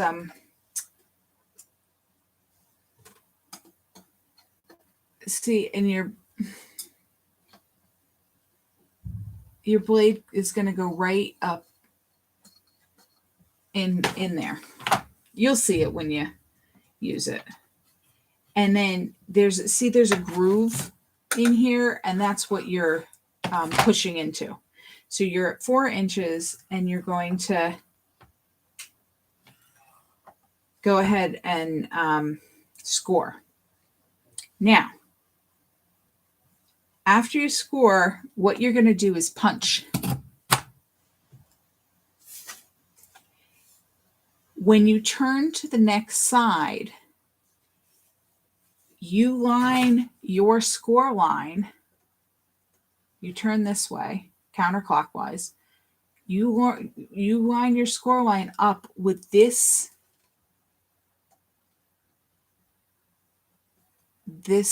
kind of wedge thing that's coming out. So you line your score line up with that. There's probably better videos on how to use these online. Oh.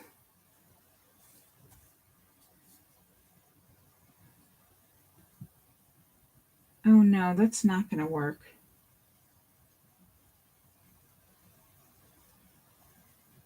I'm sorry, I'm confused. This is how you would, I'm trying not to confuse you, but I know I'm confusing you.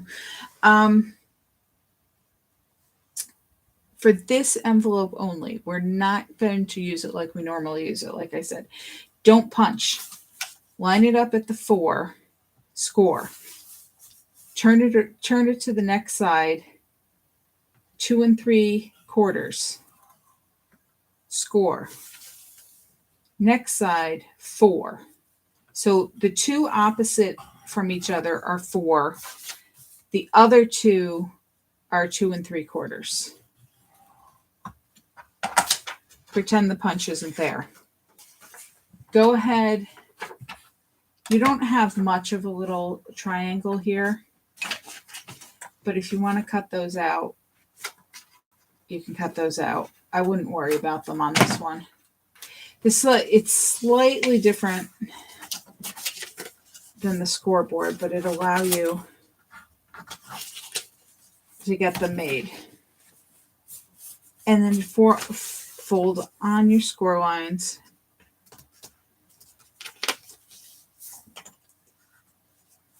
And see it's a little kind of kinky there in the corner.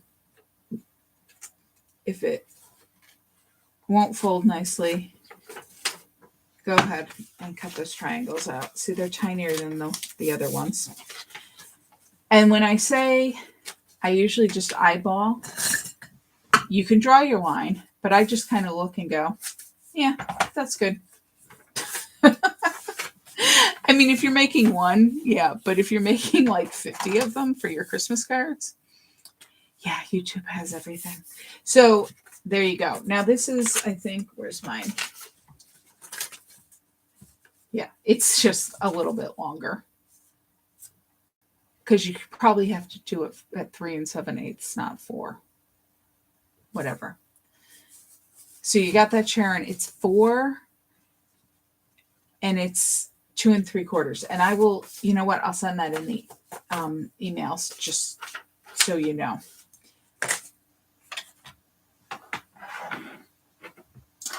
Now, the proper way to that's for that envelope. But normally what you would do is you would say, okay, like I told you, an A2 is your standard size card. So that's 4.5 by 5.5 is your card. That's not an A2 card. 4 1/4 by 5.5. Huh. But they don't have that. So we're going to go with what they have. You would cut a piece of paper 8 1/8 by 8 1/8. And apparently this is a tool for young people because my old eyes are starting not to be able to read that. And your score is at 3 3/4. So let's try that and see what it's going to look like. Look at this really pretty scrap paper I have. So I'm going to cut my paper. It's a little bonus here because you might like this method better if you want to make your own envelopes.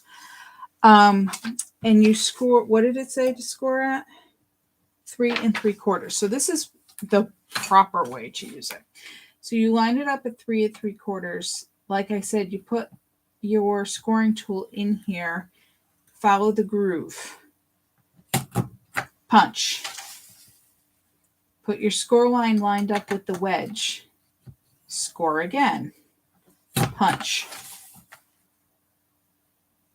turn it counterclockwise. Line up your score line with the wedge, score into the groove, punch. Line up your score line with the wedge, score, punch. So basically this punch cuts out those little triangles that we cut out by hand on the other ones. And after that, it's the same thing. You fold on all the score lines. It folds nicely because you don't have those triangles.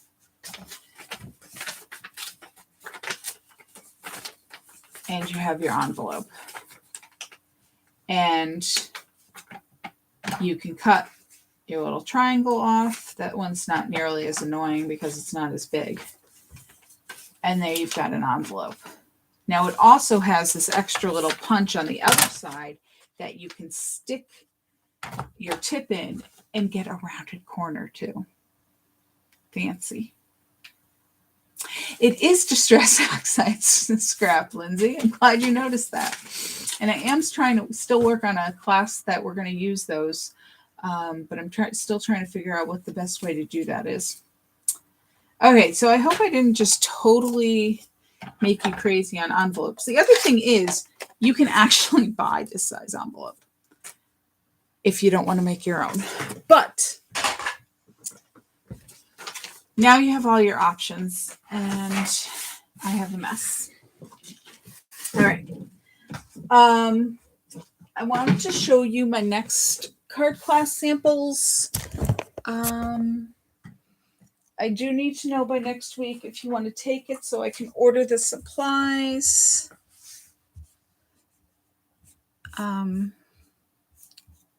just want to confirm the date I picked on here. I'm working on another one too that's more kind of like birthday cards. I had a request for birthday cards. Okay, this is going to be on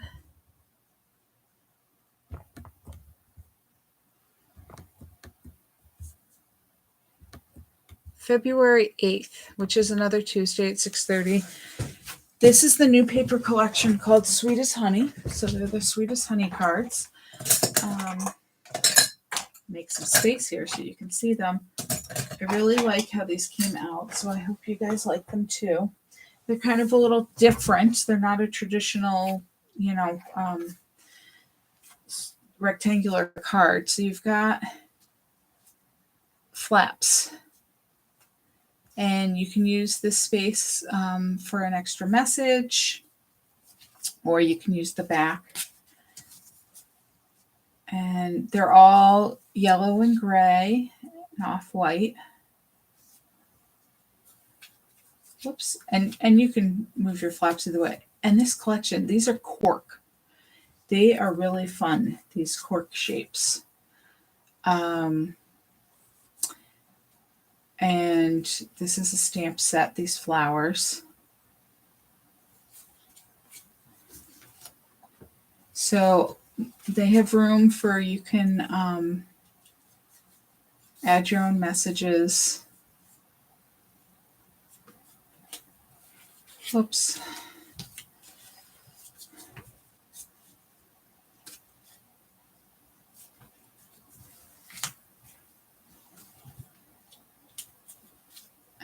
I put happy birthday in this one. Most of them I didn't put a sentiment in it because, like I said before, I want you guys to be able to add your own sentiments. I don't want you to get stuck with a card you'll never use for anything. So those are them. And I think I have 6 cards here. And I'm not quite sure on the price yet. I have to figure that out. I finished these right before class. So yeah, and I mean, Lindsay, even if you didn't like the you're not a big fan of the paper or whatever, you can certainly once you learn the measurements and the technique on how to make them, you could use these for other things. You're breaking.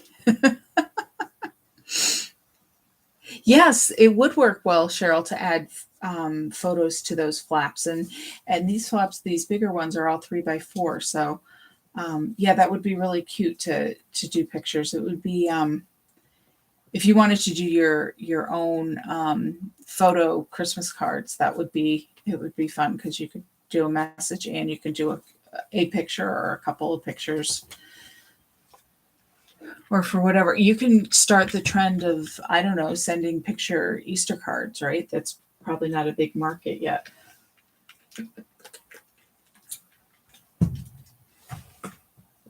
You can put pink bunnies on your picture Easter cards. Brian's all set. He's got a pink bunny already. Yes, we well, yeah, we usually some of us start Christmas cards that early, but then take a long break, and then we're still scrambling in December to mail them out.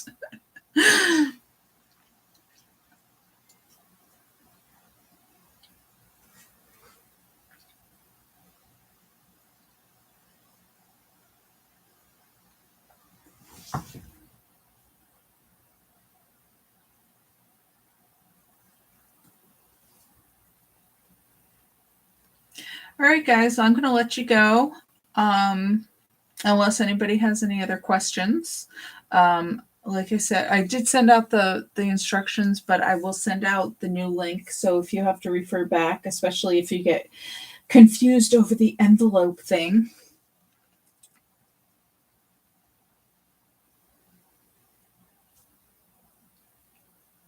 Yeah, yeah, Cheryl, I'm not surprised. I started mine sometime over the summer, and it was a few days before Christmas, and I was mailing them out. So I always say I should start in January, but you got Valentine's Day and Easter and all those other cards that it never quite works out. Oh, and thanks for the patience with the technical difficulties. I'm not, we had a good run there, so I guess we were due for a difficult one. Well, yeah, no, I'm always okay with that too, Lindsay. I used to do a big Christmas card workshop in July, so that people could start them early and be ready. And even if they bought the kit, it gives them time. But close to my heart, hasn't been very cooperative with the Christmas stuff, getting it out that early. But maybe I'll find somebody and do it early again this year. We can pretend that we're going to be more efficient this year, right? All right. Well, thanks everybody for coming, and let me know. Like I said, I'm going to put that order in on Thursday. So if anybody needs anything, and then if you want to sign up for the Sweetest Honey class on February 8th, it's another Tuesday at 6:30. Just let me know. Good night.